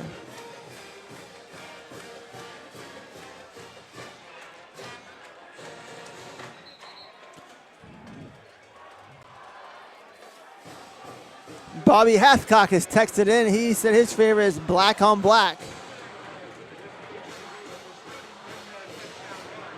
Hard to go wrong with that Darth Vader look. The Vader. So we have the Farkases voted for the uniform we see tonight, orange and black. I might go for this one as well, though I like the camo uniforms. But Bobby Hathcock said, let's go black on black. I don't know that we've seen the camo top with the solid bottoms anytime. Maybe. Say maybe that we again, have. which combination? Like the regular colored camo with black pants. That'd be odd. Or orange pants. It'd look different. You can mix and match however you want to. Bernadette King voted for gray camo. Dropped at the 3, picked up at the 5, and dropped at the 10. Boom, says the special teams with 6:36.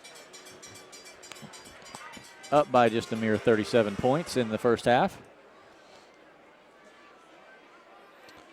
I do like those gray camo uniforms a lot myself, I have to be honest. Mm-hmm. They look very nice. These jerseys, these orange jerseys kind of have a little shimmer to them. Glisten a little bit in the lights here under Bryant Stadium.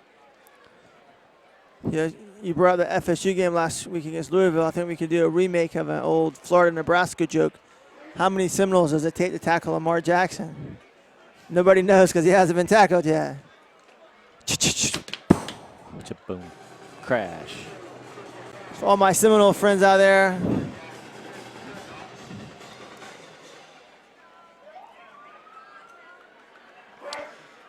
How do someone text in and say, I don't know if everyone can hear someone else talking in the background on a mic. Like they said they heard like girls' voices talking. I don't know if there's a mic open that's being picked up somewhere, but text us if you are hearing that as well, or if it's just my friend hearing voices and getting senile.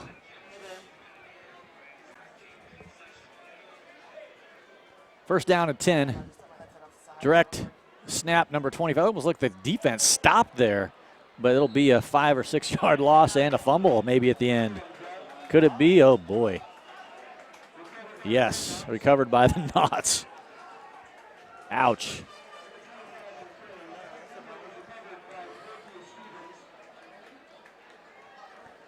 Curious to see if we are already going to see the second team come in here with 5:51 in the second quarter.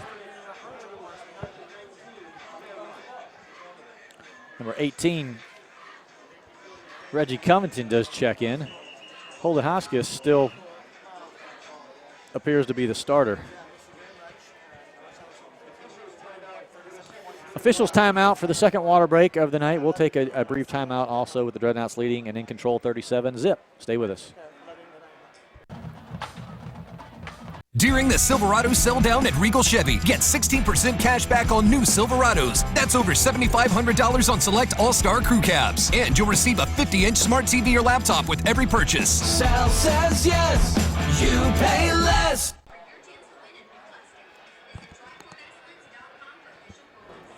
Man, Mike, I could barely get a shrimp in my mouth there. That was fast. Back here at Bryant Stadium.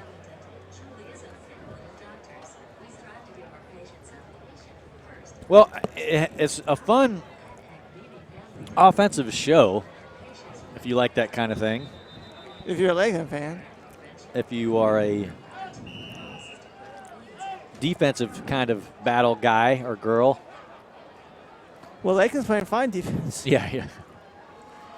Hotchkiss with the late handoff to Covington. That was a bit of an interesting choice, and he battles down near the 5 around the 6.5 yard line. It was as if Hotchkiss couldn't decide to keep it. He's like, maybe, do I want to get another him. touchdown? I'll give it to him.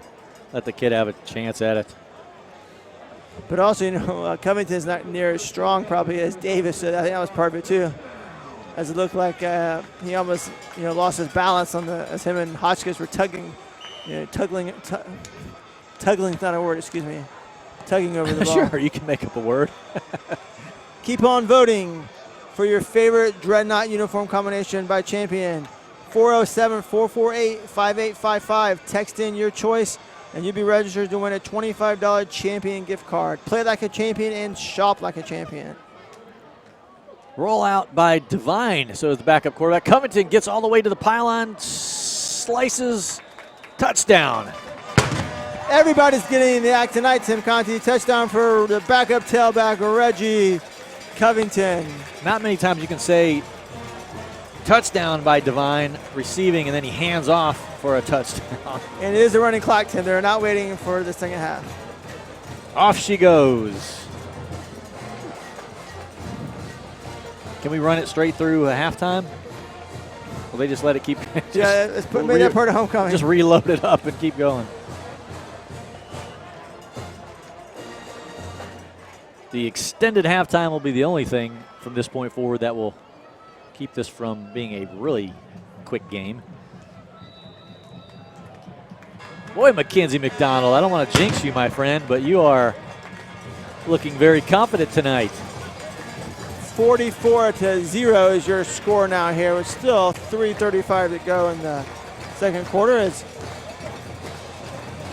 you see, we have a rarity tonight, Tim, a running clock in the first half.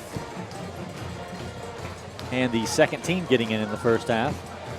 Yes, and so if you're wondering why the clock's running and they're about to kick off, that's why, because in high school football, when there's a 35-point lead, you have a running clock only gets stopped for halftime in homecoming celebrations and timeouts. But other than that, it runs like a John Deere. Running like a Maytag from the 1940s. The new ones stink. Just kidding, I don't know. Man, I almost had a deal with Maytag to be one of our sponsors. They did, and I blew it. There we go. See what happens?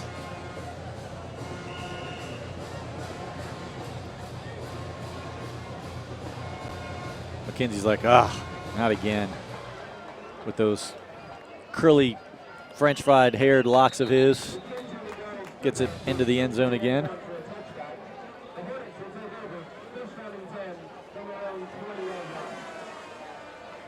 The frivolity is already happening up here in the press box, up 44-0 after we're a little punchy from a hard week, Jeff. Yeah, I'm really glad that we have this contest tonight of what is your favorite uniform combination. The fine folks at Champion have saved us tonight. They've given us something to talk about. I know it. So you can, although it's not like Chicago, you can't vote early and often, only one vote per person.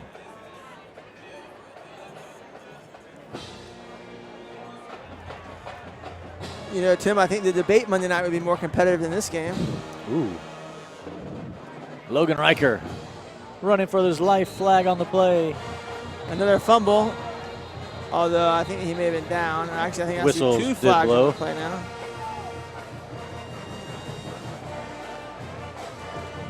Once again, just a reminder, you can vote on your favorite Lakeland High School champion uniform combination by texting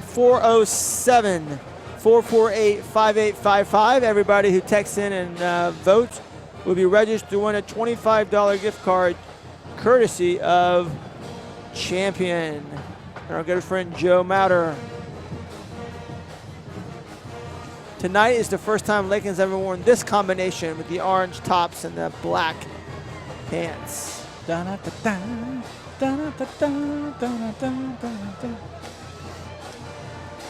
We're loading up for a big old halftime homecoming dealie. Anchorettes, band, the cars, homecoming couples, people around. Cannons, fireworks. No, I don't. I think a Coke and a hot dog might be my feature during halftime. If I can find my friend Errol, I see his wife down there and the kiddos. I don't see him. I see one kiddo. Maybe he walked the other one over. for a little rest stop.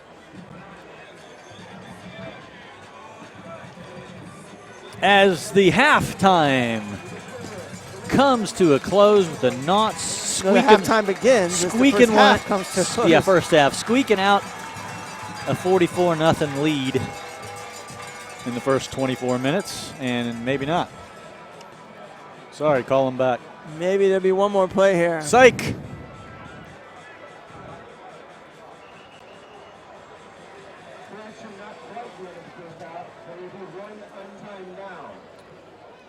One more little down to go. Untimed with 0 seconds on the clock.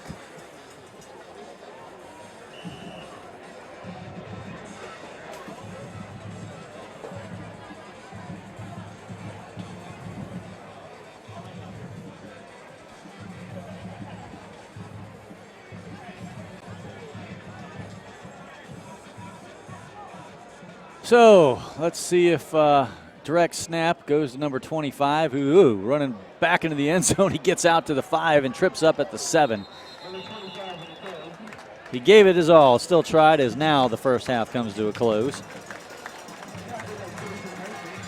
Now we have to redo all the stats again. They had them all in the books, and now they have to add another 6 yards of offense for the Hornets. 4 turnovers. Is that right, Mr. Goddard? I believe so. Or was it 5? I think it was 4. Ended up, we almost had 5. Not good if you're a Hornet, wonderful if you're not. As the princesses of precision, as they used to be called, we'll come back for some first half, end of the first half activities after these commercial breaks. I'm Doug Bernetti, and I've lived in this area most of my life. Just one look at the interstate says it all. More people mean more cars, and that means more accidents. It could happen to you. And when it does, you may not be ready. But at Bernetti PA, we're ready. We have done this every day for over 20 years. We fight to recover compensation for our clients' car repairs, medical bills, and lost wages. Plus, we deal with the insurance companies so clients can get back on the road. Call 1-800-BERNETTI. We're ready.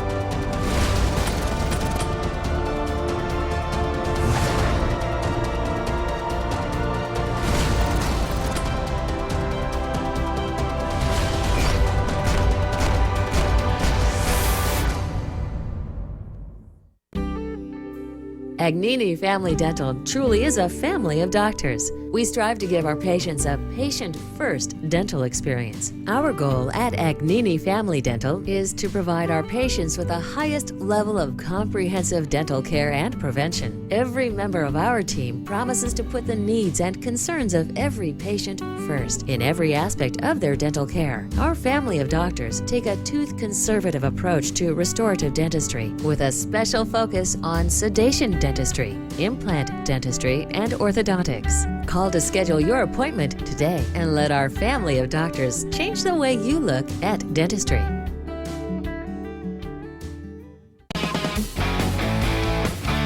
From up here, most pre-owned vehicles look pretty similar, but that just isn't the case. Hi, I'm Benny Jr. with Bartow Ford. Only at Bartow Ford do we meticulously inspect every pre-owned vehicle that makes our lot. Because of our high sales volume, we're able to keep only the best. And let's face it, that's what you're looking for when you're looking for the best deal. A quality, premium, pre-owned vehicle. It's just another reason why at Bartow Ford we say we're different and we prove it. During our Fun in the Sun event at Regal Kia Lakeland, drive a new 2016 Optima, get 0% financing plus $1,000 bonus cash. You got the sun, you got the fun, and we've got the savings at Regal Kia Lakeland. Sound says yes, you pay less.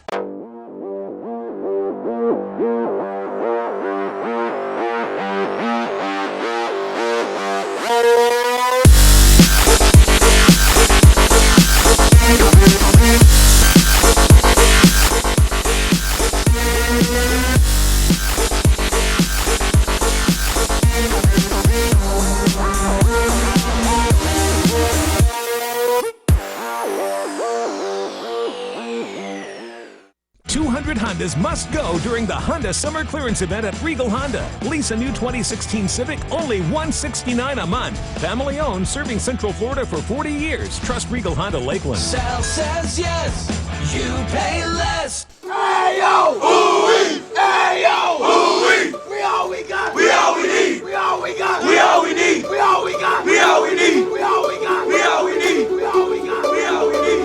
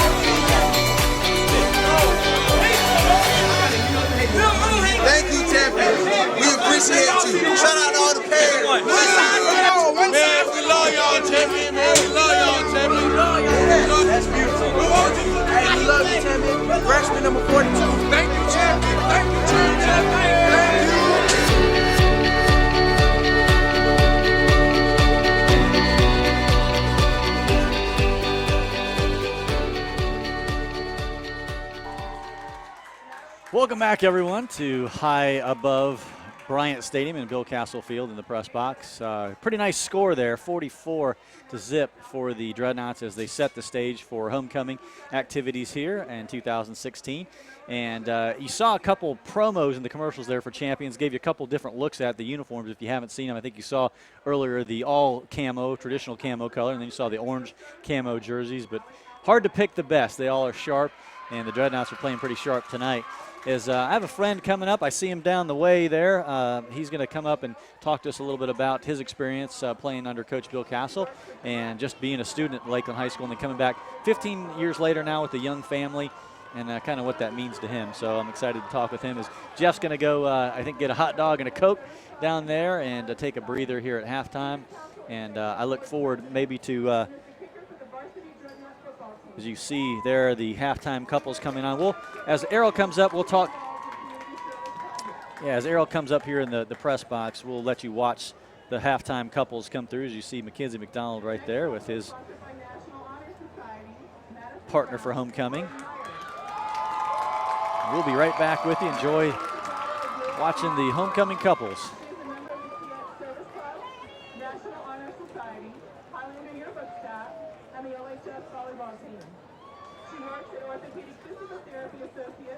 Volunteers of the Lakeland Fire Department and coaches volleyball to local middle school students. Cody is the son of Lisa Gomez and Michael Myers. He is a member of the Lido Service Club, varsity soccer team, weightlifting team, and swim team. Cody works for Street Construction and travels and plays competitive soccer. The next couple is sponsored by the Spanish Club, Elizabeth Rivera and Cesar Medrano. Elizabeth is the daughter of Leo Rivera. A member of the Spanish Club, National Honor Society, and the Women's Weightlifting Team. Elizabeth works for Public Supermarket Southgate location. She volunteers with United Way Community Service Project. Rosalia and Samuel Medrano. He is the president of the Youth Group Ministry Team. The final couple is sponsored by the City Council, Lakeland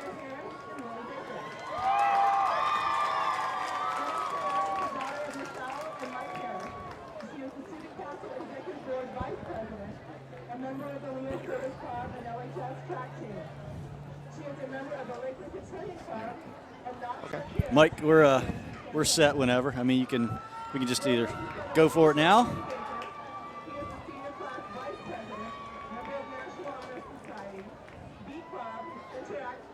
You see the homecoming candidates coming out, and it is my distinct privilege to, as he sees himself on the camera, to welcome up my dear friend Errol Archibald, who came with his family all the way out from Washington State to visit his family and take care of some business, and then coming to homecoming, a true homecoming for you. Errol, as you were telling me, you haven't been to Lakeland game in how long? 15 years. 15 years Errol has not been to a game. And what's it like now as a dad coming back with your own 2 young children, and then how does it feel to be back here at home at Bryant Stadium? Well, I tell you, first of all, I have to give it up to you. Tim Cunty, I don't know if you guys know who you have the privilege of having on the broadcast. This man has been a huge impact in my life. Back in 99, I would say 98 time frame, he planted a seed that has sprung like amazing. Like it took me all across the world, Okinawa, Japan, different places. I left 6 days after high school to join myself onto some yellow footprints to serve this country. And I still believe in this country. But most importantly, I believe in the work that he is doing. He's doing work that may be unseen, but it's planting in the hearts of young men like myself to excel. And so, yes, we're in Seattle. Just been to New York, been to Kansas, and this is truly an honor and privilege to be back here on a homecoming night. Dreadnaught football, as you can see, the score. Not bad. Yes, but it's not how you start, it's how you finish. Oh, man. And so, you know, we go all the way to the fourth quarter. As you can tell, Errol and I met when he was in high school. A little bit different character at that time, but nonetheless saw a lot of shining things in Errol, and I had the privilege just to meet with him a little bit and watch him grow into the man he is now over the last almost, 15, 20 years now. And first it started off, you actually played under Coach Castle. Absolutely. And what position did you play? And what season again? What year were you? So I played in 99 and 98 also. Before I met Tim, you know, it was amazing how it all worked out. But played under Coach Castle, and the winning tradition continues. That's what I love. The winning tradition continues, and it's just helping a lot of young men become successful. Yeah, I mean, in some of the, do you remember some of those talks that Coach Castle would give? I mean, can you remember what the coaches instilled in you, any of that stuff while you were there?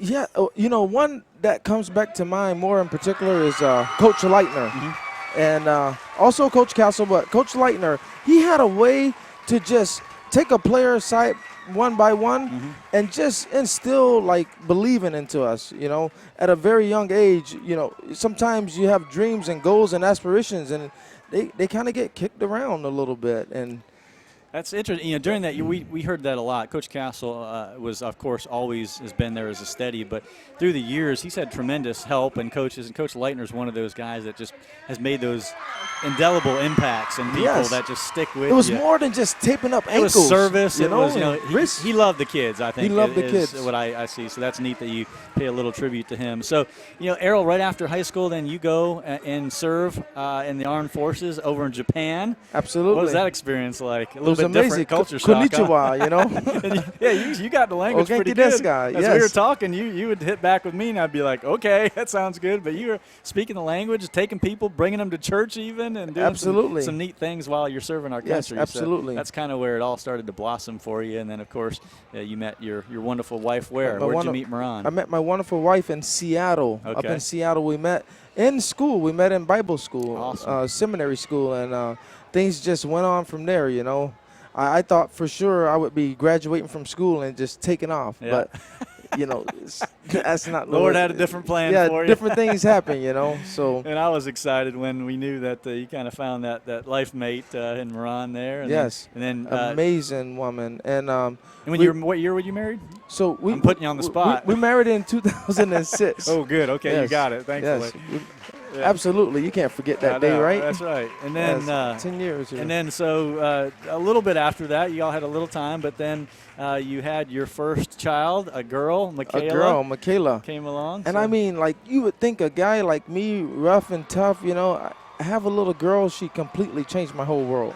Completely changed my whole outlook on life and even kids. I guess you don't really know what it's like to be a father until you actually have a kid.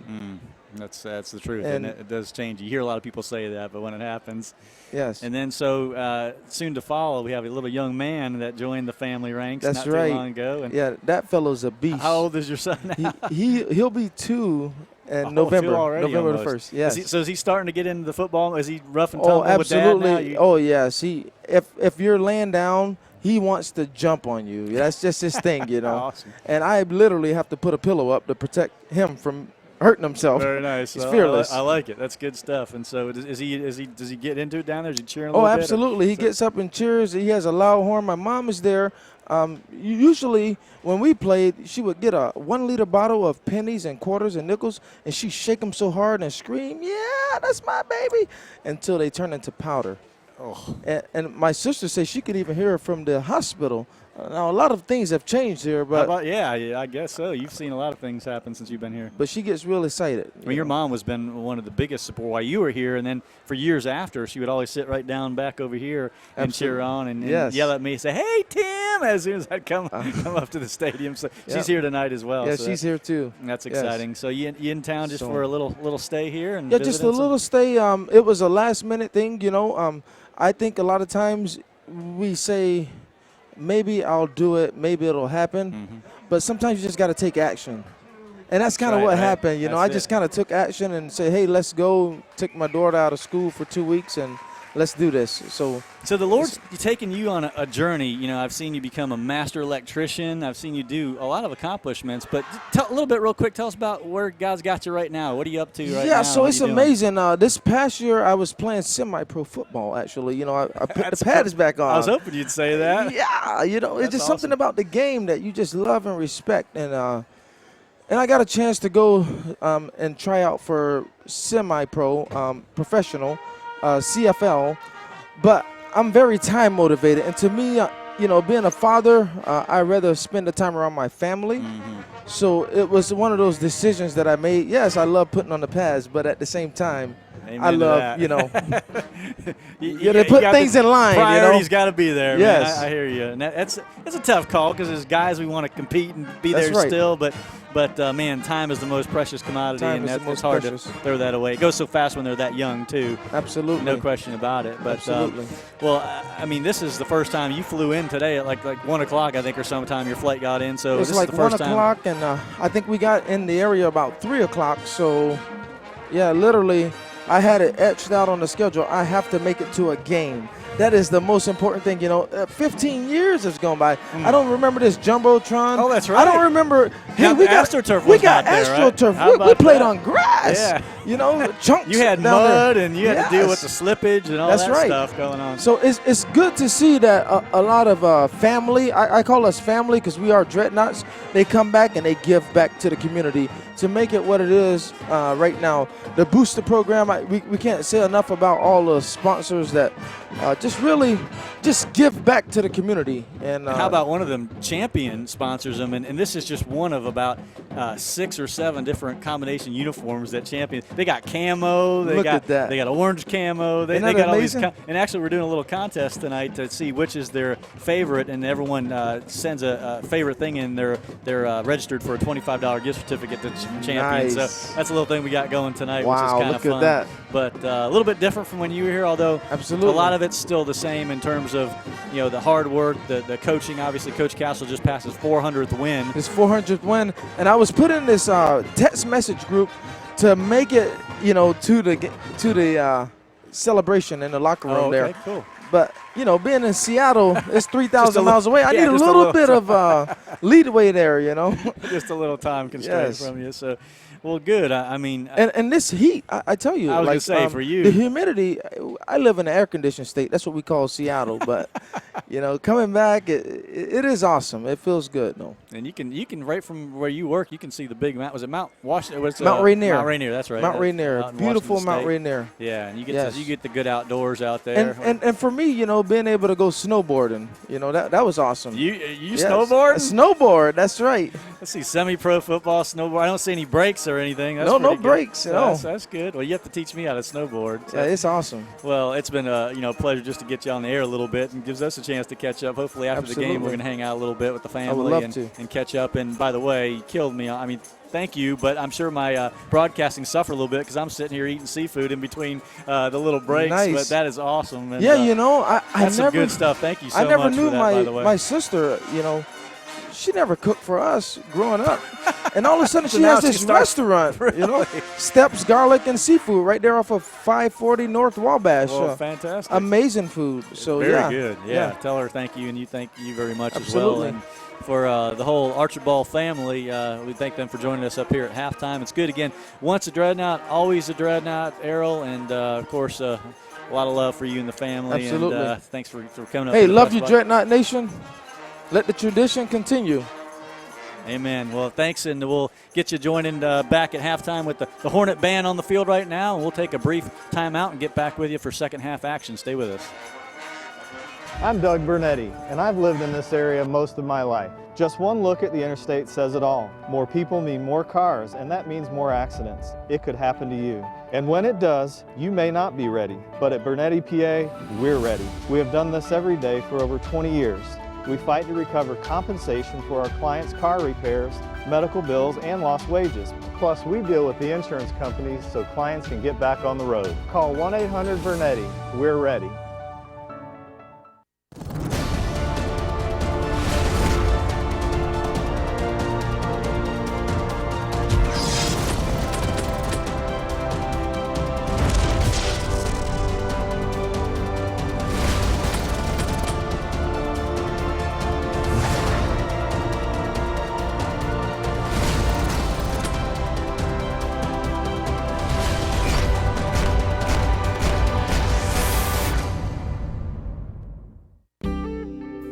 Agnini Family Dental truly is a family of doctors. We strive to give our patients a patient-first dental experience. Our goal at Agnini Family Dental is to provide our patients with the highest level of comprehensive dental care and prevention. Every member of our team promises to put the needs and concerns of every patient first in every aspect of their dental care. Our family of doctors take a tooth-conservative approach to restorative dentistry with a special focus on sedation dentistry, implant dentistry, and orthodontics. Call to schedule your appointment today and let our family of doctors change the way you look at dentistry.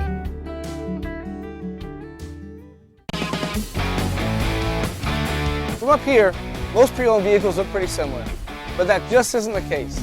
Hi, I'm Benny Jr. with Bartow Ford. Only at Bartow Ford do we meticulously inspect every pre-owned vehicle that makes our lot. Because of our high sales volume, we're able to keep only the best. And let's face it, that's what you're looking for when you're looking for the best deal. A quality, premium, pre-owned vehicle. It's just another reason why at Bartow Ford we say we're different and we prove it. During our Fun in the Sun event at Regal Kia Lakeland, drive a new 2016 Optima, get 0% financing plus $1,000 bonus cash. You got the sun, you got the fun, and we've got the savings at Regal Kia Lakeland. South says yes, you pay less.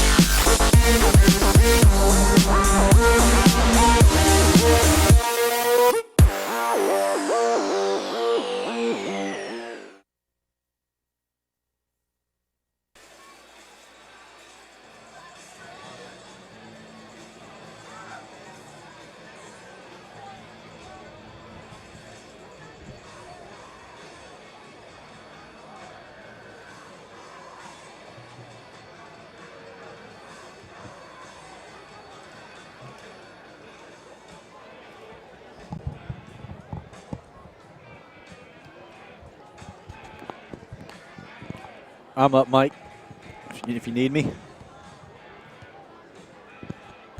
I'm on. Hey, guys. Welcome back, Knots. Just grabbing a little belly wash there. Thank you. That was a real treat for me, for those that hung in there, and that's a special person in my life who has done tremendous things. He's a pretty humble guy, but he's a neat young man who continues to make an impact on a lot of others' lives. Talk about paying it forward. You only knew half the stories. He's an amazing young guy, so it was a pleasure to get to talk to him a little bit, so thanks for indulging me in that. Running clock will be the name of the game here in the second half. Congratulations to all the homecoming participants as they looking good in there. See right below us crown and roses and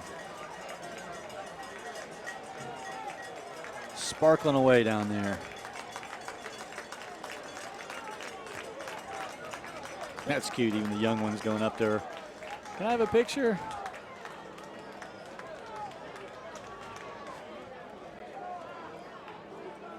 So if the Hornets need something else, the Knots get the ball on the first. Big number 63. I love watching him kick off. He gets it in the hands of number 20, who reverses direction. Cracked back block. There you go. Another block at wide open field down to the 50, 40, cut back 30. Nice cut. Open field 20, 15. He's going to score. And there's a flag. Oh, that hurts me. And another flag. Late. Freshman wide receiver Finley Graham with a dynamic touchdown return, traversing both sides of the field. It's fun to watch, but I'm afraid it's going to come back.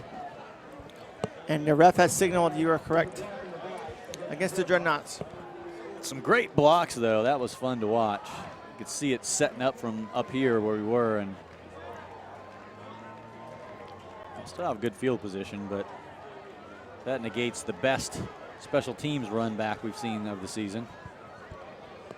That's a name to remember for the future of freshman Finley Graham. Yeah. Looks like quite the dynamic playmaker. Well, good vision. I like That's to see a good that sounding in a young football player. name, too. It Finley is. Graham. Be a great cutback there. Beautiful cutback. If he wasn't so young, he might need the old oxygen mask. He ran covered a lot of real estate on that play there. Waiting to see where they end up marking this ball. Wow. So they lost 52 yards on the penalty. That's a big one. Not actually, but what it would have gone for. More than that statistically.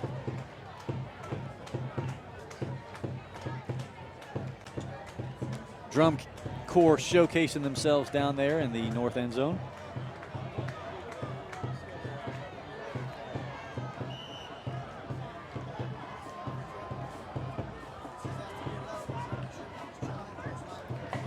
Backup quarterback DeQuan Devine in.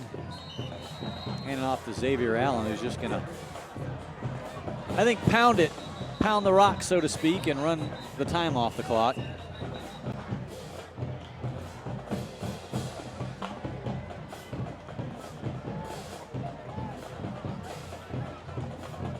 Injured player for the Hornets down at the 48, just taking a little breather. He's up. That's the fantabulous kicker, offensive line kicker extraordinaire.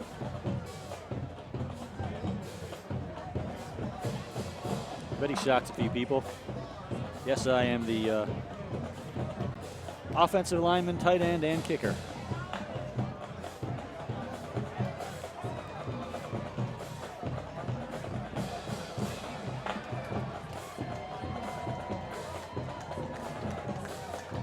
He's a little woozy, but he makes it off.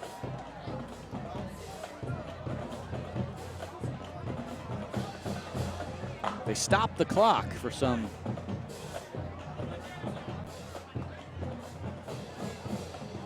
interesting reason. I guess maybe that's the only time they stop is an injury timeout. Is that when they stop the clock on an injury timeout? That's one of the only times apparently, is Rumbling downfield is number 25. I think he got it. I looked away for a second. And old Mackay Marbra. That's another great name. Running down, that is a nice name. Running down the sidelines all the way to the 1. Can't believe they didn't give him that. So fresh legs coming in, Jeff, and running all over the place. And he wanted that touchdown, too. He did. You could tell he wanted it. With the JV, no disrespect to Haines City, but with the JV team having the game right now last night, Coach Castle showed brother JV team and let them play the whole second half. Well, we always talked about this. We don't give away too much on our second team with Divine, particularly Allen's out there, and you got number 25. Still some skilled people. That's what you can do if you're Lakeland reload. Is Divine just going to push him behind his offensive line and punch it in for another touchdown?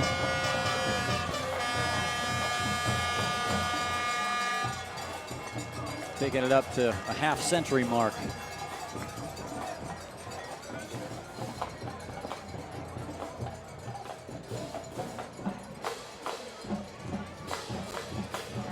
He's getting it done too, Mr. Goddard. Yes, sir. Quite the game. A rushing touchdown and a receiving touchdown. Almost 2 receiving touchdowns. I was talking to Mackenzie McDonald's mom a while ago at halftime, and he is battling a back injury. That's what we've seen him have to be stretched out some during the games, and he's having to get some treatment during the week and everything.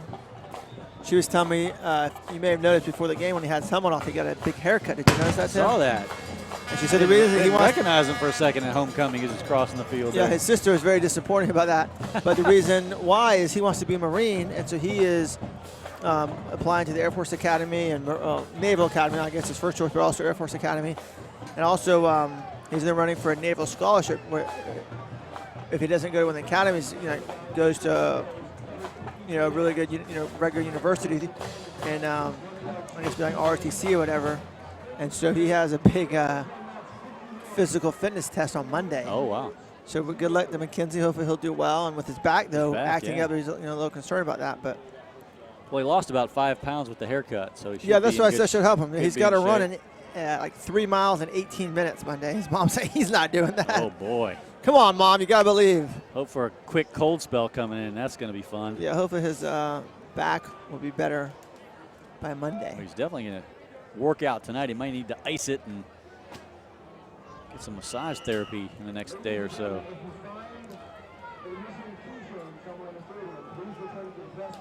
So one of the football players, Willie Baker, homecoming king. It's exciting for Willie, and I've known Willie since he was a young kid. Used to go to the same church, and just great family, and really happy and proud of Willie. Nice kick to the 1 yard line. He I thought I went stepped back in the end zone, but they're going to let him take it. Ouch! Number 6 now wishes they had blown the whistle dead as he moly, what a slobber knocker. Hit pretty hard there. That was a shot. So how'd the interview go with Mr. Archibald? Good. It was great. It's just neat to introduce him again to the Lakeland family. Again, he's been part of the Lakeland family, but talked about how much stuff has changed with the AstroTurf, and when they were here, they didn't have the Naughty-tron, and back in 98, 99. I saw him coming up. He graduated in 99. He said, because when I saw him, he acted like he knew me, but he went to high school with my younger brother, Kevin. They were the same grade. Cool. So I don't know if he, because everyone says we look alike, all of us, my brothers, everyone always gets us confused for each other. But then also he goes, well, I watch you every Friday night, I said, okay, well, maybe he recognized me from that. That's what he recognized. Now, what's cool is he talked, I don't know if you heard him say, he actually has been playing semi-pro ball, went back, and even at a little bit older age, and actually tried out for the CFL here last year. Didn't want to do the time commitment. I think he was humble in that he actually made a team, but declined it because of his family, his young family. So just that's pretty cool. Yeah, just didn't want to. So what's he doing in Seattle? He's a master electrician, first of all, and then as a side, he's got a fitness business where he helps train people and get them just in a healthier lifestyle, both spiritually and physically. So it's kind of a neat right up his alley thing. Well, that's cool. Yeah. Well, Knott's 51 to nothing. What's his first name? Errol. Yeah, that's right. Yeah. Some people call him Archie, but I've always just called him Errol. Yeah, Archibald. Yeah. And Joe from Grassroots Sports and Champion wants to know his shirt size. So I want to get his shirt out to him. Oh, that'd be awesome. So yeah, we can maybe catch him after the game or something. Yeah, I'd say a large. Probably large. He would love that. That'd be thank you very much. He'd get a kick out of that. Well, to see maybe if you can get his address, we can maybe text that to. I can do that. Joe. Maybe we should start having gifts for or interview subjects for the Harry Seafood halftime show. That's not bad.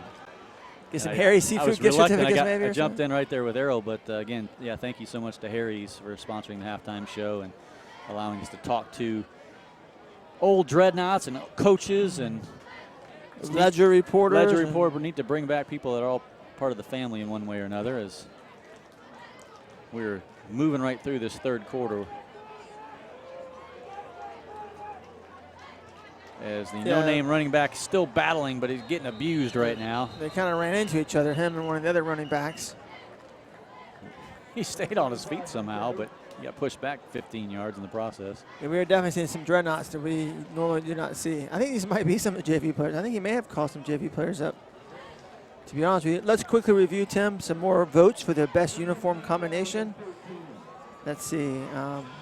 Coach Baylor's parents, Barry and Audrey Baylor, voted gray camo shirt, black pants. I think that's what you were asking about, mixing the camo with the straight color pants. And then we got Roger and Pauletta Fighter. They voted for tonight's uniform. And sorry if I mispronounced your name. So I think tonight's uniforms might be winning. Although we had another vote for black on black, Lewis Bell. Riker throws it over the middle and picked off. Knotts, number 62, has got a wide open lane. Touchdown, Knotts on the second pick six of the night for the Dreadnought defense. Daniel Vila, the junior linebacker, with a room service. How about that? Interception served up on a silver platter. The second pick six of the night. Can't beat the action going on the Dreadnought side of things. There you see Daniel Vila there. Nice job, First Daniel. career touchdown. Nice little highlight for him. We talked too, just bring up the halftime again with Errol. He was one of those kids that saw opportunity, but his family obviously didn't have a lot of funds or money for college, so he entered the armed forces and went over and served in Okinawa. Oh, wow. And it was amazing. Is that where he learned the master electrician skills from? Yeah, he actually learned to be an electrician. You can learn great skills in the military. Yeah. No doubt about that. Nice kick. Oh, poor McKenzie. Most he has worked out in his entire career. 58-0 Dreadnaughts with 2:54 to go in the third quarter. Do we have a, as you see, Lorenz DeShazier over there putting his arm around and joking with Daniel Vila, who got a touchdown tonight. So we got some more votes to talk about here, Tim. Aaron Johnson's mom, remember Aaron, former Dreadnought quarterback, Vivian Sanders, she votes for the white camo uniform. That's a nice one as well. Alan Gadsden says all orange. Mrs. Susie Gaston, Roger's mom, says all black. Hey, Susan. I know Susan really well. Roger, her son was my best buddy in high school and most of college. And gray camo. What was her vote? And McKenzie got, see. Papa Boat says gray camo, and he also says, and McKenzie got a haircut today. Yes, he did. I think everyone was surprised at that. So, big shocker of the night. I think the all black on black might be leading. Really? Although tonight's orange on black. I think those are the two top choices. But we've got a couple gray camo votes. I mean, it's a close race for the top uniform preference of the Dreadnaughts, who, if you play like a champion, you might as well look like a champion. The Dreadnaughts certainly do both.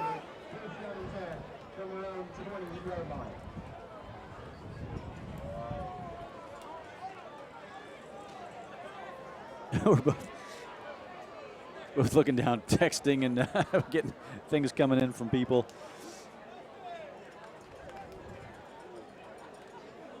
One of our listeners asked, do we know where some of the knots is at that time yet? Is it too early to start talking about where any of them might go to the next level or looking at any schools? You've mentioned a few, but that's always fun to bring up to. Yeah, well, we know that Damari Mathis committed to South Carolina. We know Holden Hotchkiss is committed to North Dakota State, one of the elite FCS programs. And James Robinson is being recruited by a lot of the big schools. And with A.J. Davis, also by a lot of D1 schools, the Power 5 schools. I know last year I heard that they were both, especially Robinson, interested in Clemson. I'm not sure that's still the case or not. I've also heard that Missouri is recruiting A.J. Davis pretty hard.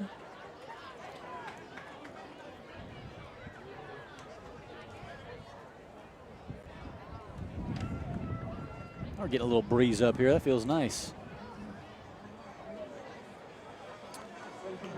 Errol's kids have got to be tuckered out. They've been on a plane all day, and then they just flew in today? Yeah, they got in like 1 o'clock and drove there from Tampa and got some food, picked up their mom, and came right to the game. So got to be ready for well, kids, the second half won't last too long as we're already done with the third quarter, heading into the fourth quarter. They'll just reset that clock to 12 more minutes and get That's her what going. happens with the all running clock. Once again, keep on voting for your favorite Dreadnought uniform combination from Champion 407-448-5855. We'll take a commercial break and be back with you in a moment.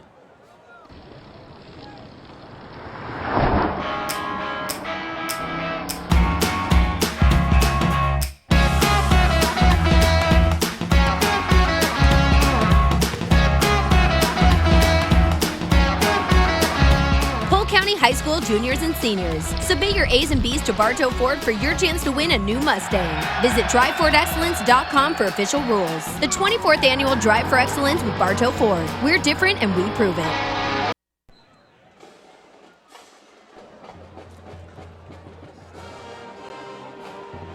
Back here at Bryant Stadium. Look at that score. Shazam!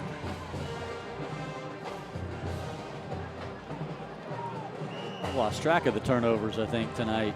2 picks for touchdowns.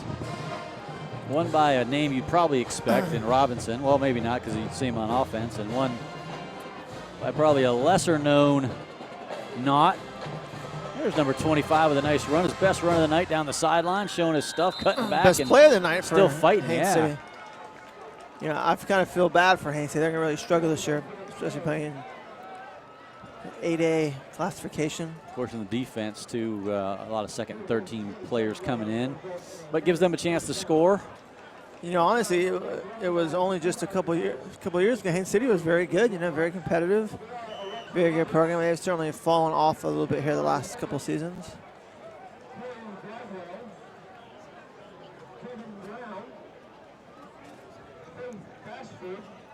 Nice first down. Hornets just shy of the 50. They have not broken the 50. There's a fumble, and that's not going to help their cause at all. Was that a fumble Ruski, or was that an actual fumble? That was very odd. I'm not sure. That may have been a trick play. It was a direct snap that the direct snappee wasn't ready. The one it was going to wasn't prepared for it. That's always a problem. Like it hit him in the hip and bounced off. So as they were getting to one of the goals that we said it would be neat if they achieved, which is actually breaking midfield, they cough up another 5th or 6th turnover tonight. So Tim, all right, time to come clean. How did you get that fancy shrimp and whatever it was dinner? Did you use one of those like food delivery services or something? Or? It's kind of funny. I was talking about seafood earlier, but no, Errol's sister, who said she never used to cook, they came in town and found out she opened up this swanky little seafood restaurant. Here in Lakeland? What's it called? He mentioned it over the air, and I can't remember. It's not too far off Wabash, though, from here. Okay. So they swung by there and got some food, and then when he went to get his mom, passed right by there and grabbed this for me and brought it back. So wow, what a nice. I never had one of my interview subjects bring food before. All right, you got to step it up. Somebody next week, whoever I interview next week, you got to step it up. I'm having a slum with hot dog and pizza. You ever eaten some gourmet shrimp and rice pasta dish or something? It was awesome. Oh boy, I'm going to pay for it tomorrow, but it was yummy. Thank goodness the running clock is going.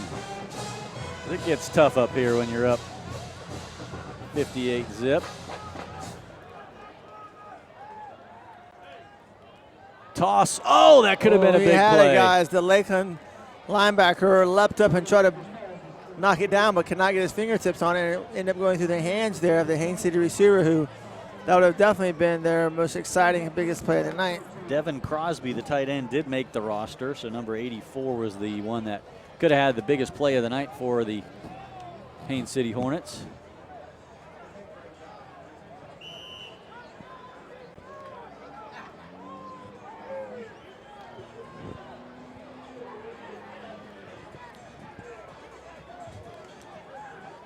Errol's address and shirt size if you want to send it over to folks at Champion. That's awesome. He'd love a shirt or jersey or whoa, nearly picked off again. Almost their 5th turnover of the night for Haines City. I think one of those camo jerseys would be awesome if they could come up with one of those for him. They could slip an extra one in there for me. Extra what? Champion jersey. You got shirts, man. Come on. I don't know if it's going to be a jersey. It's fine to be a shirt. We want some camo. No, we're getting picky now. We love our shirts. Another vote for the black on black by Jessica. I think that's going to be the winning choice. It looks like they're definitely in the lead right now. Wow. Black on black. Look at that. There's something just ominous about that.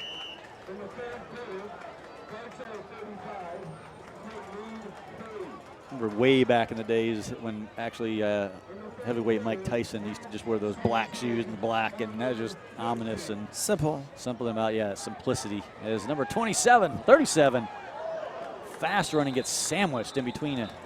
Jimmy Kemp, the junior running back. There's a flag. I'm not sure what that's about, but there was a hard hit to the helmet shot. And I don't know all my physics, but someone probably took the brunt of that force, and it looks like it was the man on the ground, one of the Hornets. Some energy got transferred between the helmets, and he took a shot. Also a flag on the play. Let's go ahead and take a brief timeout as the players will take a knee. Dreadnaughts lead 58-0 here with 7:35 remaining.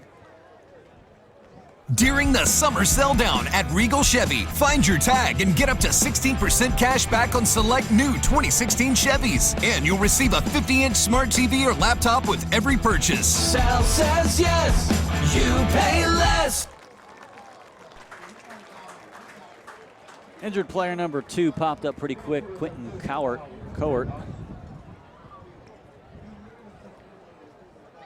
Good sight.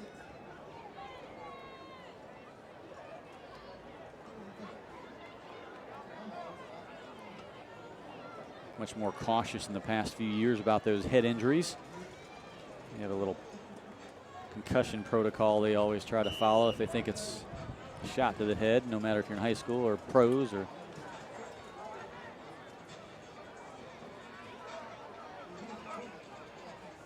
With a low snap, 3rd string quarterback hands off number 14, who gets a good run down the side. Watch out, cheerleaders.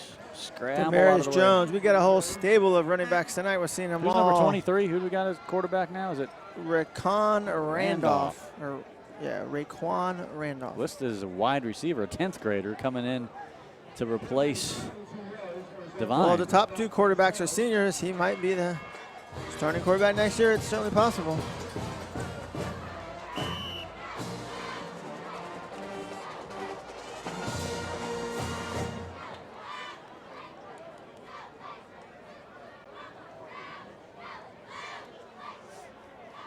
I think one of our listeners, my friend, caught the name of Errol's sister's restaurant. We'll get that to you in just a second. Hand off number 25 again. Look at that big hole. He runs near the touchdown, and he's got it.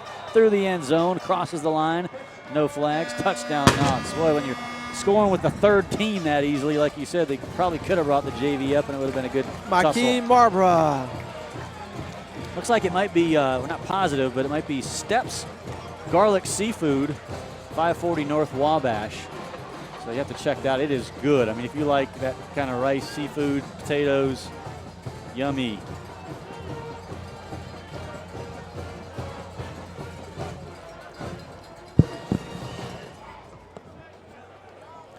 If you're in Lakeland, want a good seafood meal, head over there on Wabash Avenue. What's the name of it again, Tim? You just said it? Steps. Garlic seafood.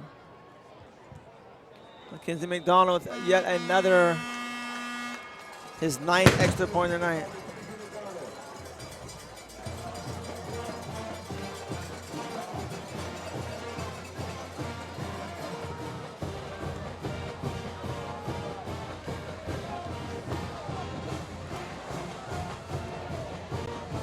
Well, well, well.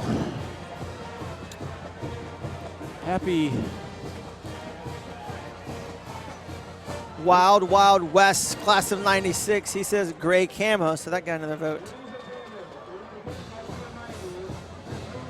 happy homecoming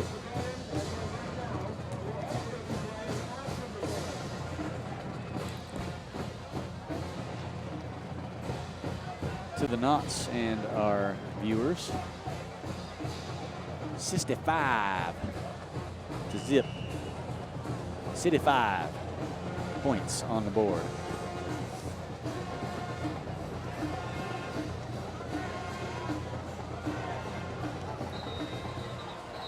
Whistles going all over the place. Not sure if someone's offsides there.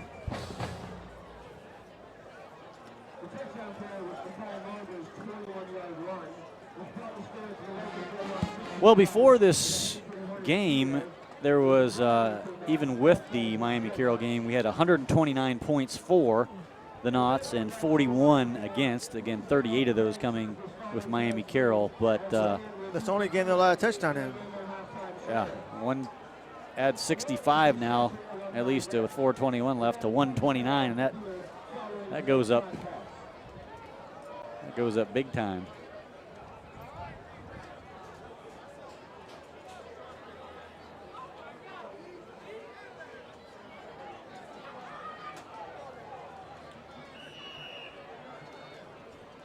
McDonald prepares to kick off yet again.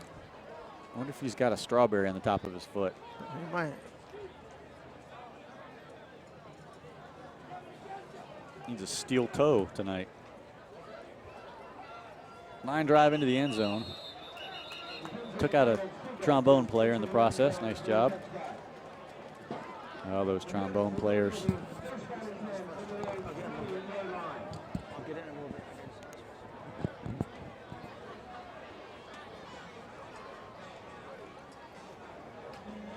We're going to be wrapping this thing up here in a few minutes. Literally 3:17 on the clock. You see it there on your screens, ticking away. 9:24 Eastern time currently. Another vote for gray camo. I know gray camo might be catching up with black on black. It's going to be a tight race there. That was Madison, McKenzie's sister, voted for gray camo. But we saw it again during the halftime compilations that Champion puts together. You can't argue with that look. It just looks so good. They have this is the picture. All yeah, the picture of all a lot of different choices. Yeah. There's McKenzie and his stepdad Brent Taco there on the sideline. Just in time, another H, one of my favorite ones, Horse, being played That's by your the favorite. Lakeland Dreadnaught band. I know, I have to say it every game. It's that good. You'd understand if you were in band. It's the only time they really let us let loose and kind of do our own thing.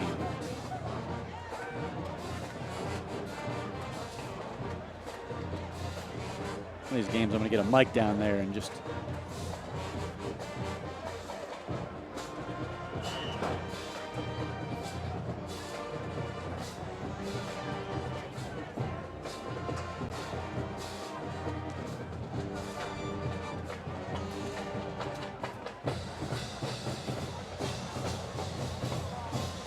go trombone players, doing the guillotine.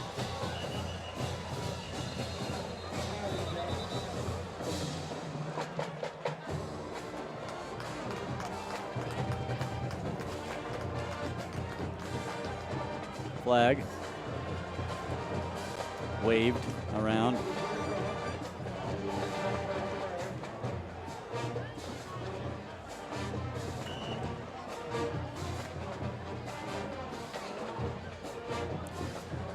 Bartow, George Jenkins, Winter Haven. Bartow next week, George Jenkins on deck.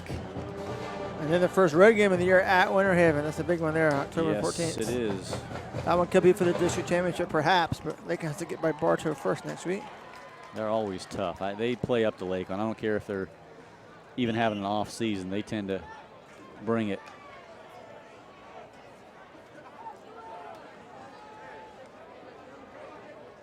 More than likely the last series and last opportunity here for the Hornets in this waning moments to get past midfield. Maybe get a big play, and a fumble, and the poor quarterback is going to be walloped at the 10. I can't believe he even stood up. I would have just stayed down there. All right, Tim, we have a winner. Really? Of the $25 gift card giveaway from Champion tonight. This is big.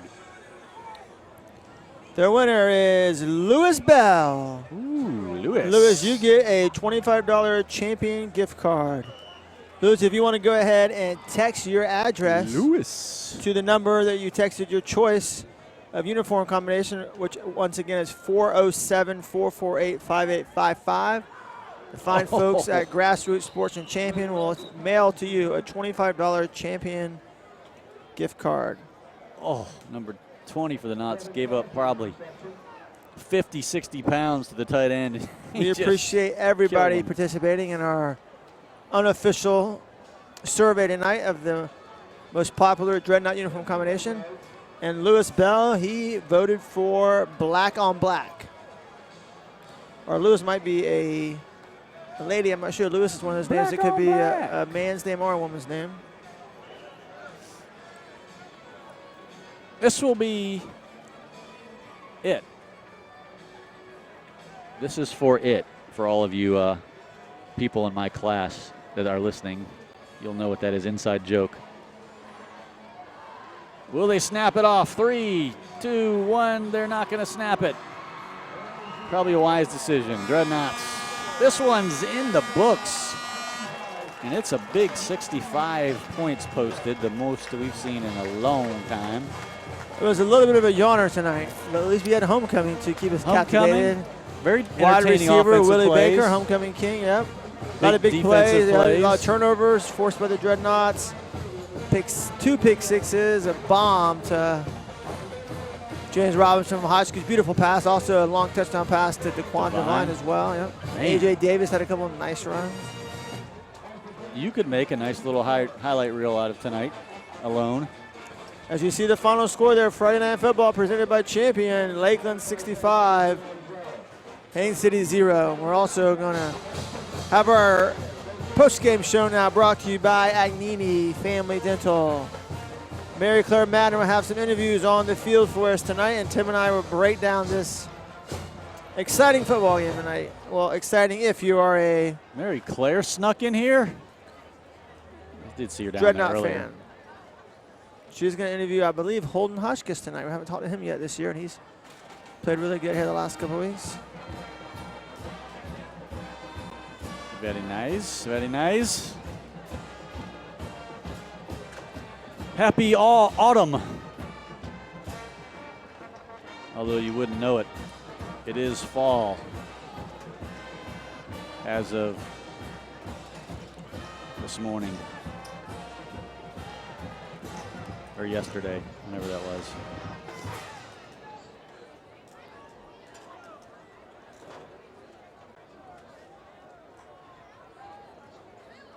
Good sportsmanship as always, both sides of the ball. Cool little Haines City graphic though. That's a mean looking little Hornet right there. He's very upset right now. He's very angry at the circumstance that transpired here tonight. Can't say I blame him.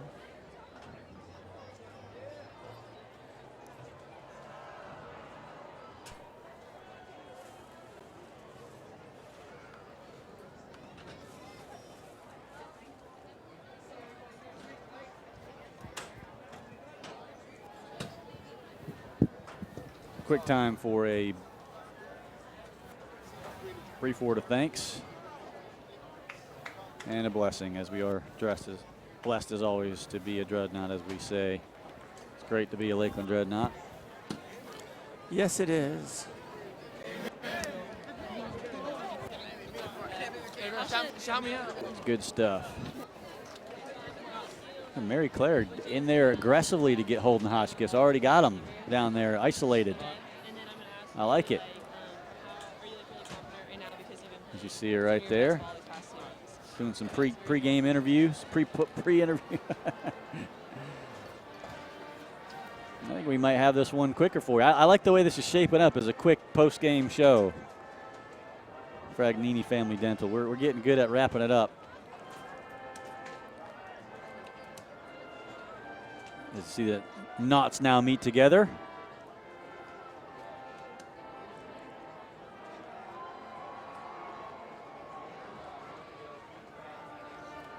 I'm down here with Holden. Just got word Auburndale's. Holden, can you tell me a little bit about how you've learned to spread the ball around between your receivers with James being out last week? Oh, with James being out, I mean, he's obviously my favorite target, and without him, you got to try to work it around to everybody and get everybody open. If you're hitting one person, then it person open. I mean, it's a great learning experience to be able to move the ball around and get me prepared for college. How has your confidence increased these past 2 weeks, seeing that you've played some of the best ball? It's pretty heavy right now, but I mean we got a couple tough games coming up, and we got to stay humble. Awesome, thank you so much. Back to you guys. Thanks, Mary Claire. That's a great. He said his confidence was heavy. Great first question. Not high or big, but heavy confidence. Heavy confidence. Got to keep it in check. Another H word for the night. Holden Hotchkiss with the word heavy on the confidence. What will be Sesame Street tonight? The letter is H. The letter brought to you by the letter H. We hope you guys have enjoyed the new element to the broadcast tonight, and that is gifts. Champion being involved with the gift and the survey. And if you guys like it, let us know that. And I think there'll be more Champion fun to come in the weeks ahead. I think it's going to catch on. I think it's as we'll have to come up with some more unscientific surveys to conduct. Yeah. Such as, do Tim and Jeff like better in orange polos or black polos? Brought to you by our fine folks at Champion. And how much that you think they should really have a camo shirt to go with the orange and black? Yeah, we need some camos. Joe, come on, hook us up. We want some camo polos. That would be amazing. That would be cool. We'll get them working on it. But can't argue too much about the performance tonight. I think the entire team's confidence is pretty heavy. But as Holden said, some big ones coming up. And this was, again, a good warm-up for the district. Tim, what team is on the horizon? Obviously, Bartow is right there in front of us. And Did you catch that horizon? Oh, yes. They're good. Yeah, nice. Thank you.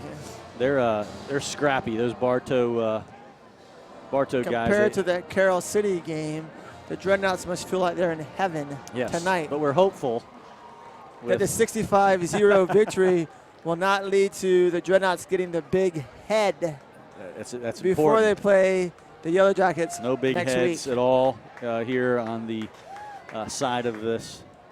Oh, I had one, but I don't think I can say it. We'll let it go. Easy there. This is the Agnini show. Family Dental pregame show is a family We're happy. show. Yeah. We're extremely happy at the result of this one. The Dreadnaughts on high is a cloud right now because they're cloud 9 because they won 65-0. Not very many games. Do you see that kind of a score? No doubt. Yeah. So let's go ahead. We're waiting for Mary Claire to prepare her for her next interview with legendary coach Bill Castle. Of course, homecoming, many of our seniors honored tonight. And let's go ahead and give out our players of the game tonight.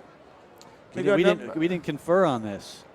No, but I think for offense, it's time to go with Holden Hotchkiss. Double H me. Yeah, threw some beautiful balls tonight. Hit me with Holden Hotchkiss. Second really good game of the second great game of the year, consecutive game. That's what I'm trying to say. Second consecutive great game by Holden. On defense, I think we might need to give it to the defensive line as a unit. I was going to say, a couple they, good individual players. Especially maybe Avery Edward, but then, Jaquan Lawrence had a sack. Just the defensive line dominated the game, and really Haines City could never get anything going because there was constant penetration in the backfield. And for the special teams player of the game. Got to be the kicker. Well, yeah, I mean, he got to get a workout, but we almost had the kickoff return, and there was a penalty involved. We could give it to that youngster. But, yeah, I guess, anytime you kick 9 extra points and you're perfect on him. He got the haircut. And he got the another haircut. H. We got to give him the haircut. We'll give it to McKenzie and wish him well for his big naval workout on Monday. Although I'm not sure why he has to run. Hip hip hooray! 3 miles in 18 minutes. Shouldn't he have to swim 3 miles in so many minutes here? It is the naval workout after all. But I think we do need to give a fourth award out tonight, and we're going to call that the Double Duty Award, and we're going to give that to James Robinson, who's playing both ways tonight and had a touchdown on offense and defense. You don't see that very often. He had a pick six and caught that bomb from Holden Hotchkiss. And right now, Mary Claire has Coach Bill Castle. Go ahead, Mary Claire. Hey guys, I'm down here with Coach Castle. Coach, can you tell me what you think the key to tonight's game was? Well, everybody played well, and the best thing about tonight is we got to everybody the whole second half. Played all our backups guys that worked hard on our scout squad teams and, deserve playing. And the thing is, they got in there and really did good. So proud of our whole team. Good win for us, but we understand our competition is definitely going to go up next week against Bartow, big district game. So hope we put it in perspective and work hard next week and be ready for Bartow. Yes, sir. How do you feel about Holden Hotchkiss playing some of his best games these past few weeks? Well, I don't know his best games, but he's definitely have played a lot better the last couple of weeks. So, we know he's a good quarterback, and we expect him to play good. So, hope he keeps it up. How do you plan to prepare the team for the first district matchup against Bartow next week? It's all the biggest thing is just frame of mind, getting everybody to understand that we need to work hard and execute in practice, and then hopefully it carries over into the game. Yes, sir. Thank you so much, Coach Castle. Back to you guys. Coach Castle not holding back on the comments about Holden Hotchkiss, saying that we expect great things from the quarterback. He did good. 65 points was the high water mark of the year so far. Again, I like the idea of, hey, we kind of, he's a good quarterback, but we expect him to play good. And he's going to need to play good against Bartow coming up. You got to set the bar high. You got to have high expectations, no doubt about it. I have to be honest with you, if I was Coach Castle and Mary Claire asked me what was the key to the game, I probably would have said, well, we got off the bus. Yeah, that was hard not to him say that probably. The bus driver didn't get lost on the way to Bryant Stadium. He had to hold himself back on saying something kidding. like that. But all seriousness, Haines City played very hard tonight. The effort was certainly there, but just, being honest, there's overmatched by the Dreadnaughts, both in terms of talent and depth. As you talked about, very little depth in the Haines City team. That can be hard when you play a team like Lakeland who's, loaded with depth and quality depth at that. We didn't look too much better than they looked against us against Miami. It almost looked like a similar kind of domination. Let's not get carried away. It wasn't to that not degree. that, but it was rough. But so we certainly have empathy and sympathy for the Hornets. But again, first-year coach, finding his way through this in 8A, as Jeff said, it's going to be tough and it'll be a while, but they'll get back there. They have a lot of pride over in Haines City with their athletics and football team, and they'll be back. Just a couple of years ago, they had a pretty solid squad, and then they've fallen on hard times. But there's no doubt in my mind, Haines City, in the next couple of years, they'll be back to being I'm excited about a Bartow game. One thing that we've missed, I think, this year as we wrap things up is I want that tight game. I want that coming down to the fourth quarter, banging heads, and we might get that against Bartow next week. I'm hoping that obviously Dreadnaughts come out on top. Bartow has one of the leading rushers and not the leading rusher in the county, so a good individual matchup between him and A.J. Davis next week. We'll see who gets more yards on the ground. Thank you, Michael Barrett and crew, and all the folks at Champion, Agnini Family Dental, Harry's Seafood, and all our sponsors tonight. We thank you so much for hanging in there with us, and all those around Lakeland, the state, and worldwide for Friday Night Football, brought to you by Champion. We thank you very much. And Jeff, I'll let you sign us off. For everybody in the crew, Tim Conti, Jeff Goddard, everyone have a great weekend. We'll see you next Friday night at 7 o'clock for the Agnini pregame dental pregame show as we preview Bartow. God bless.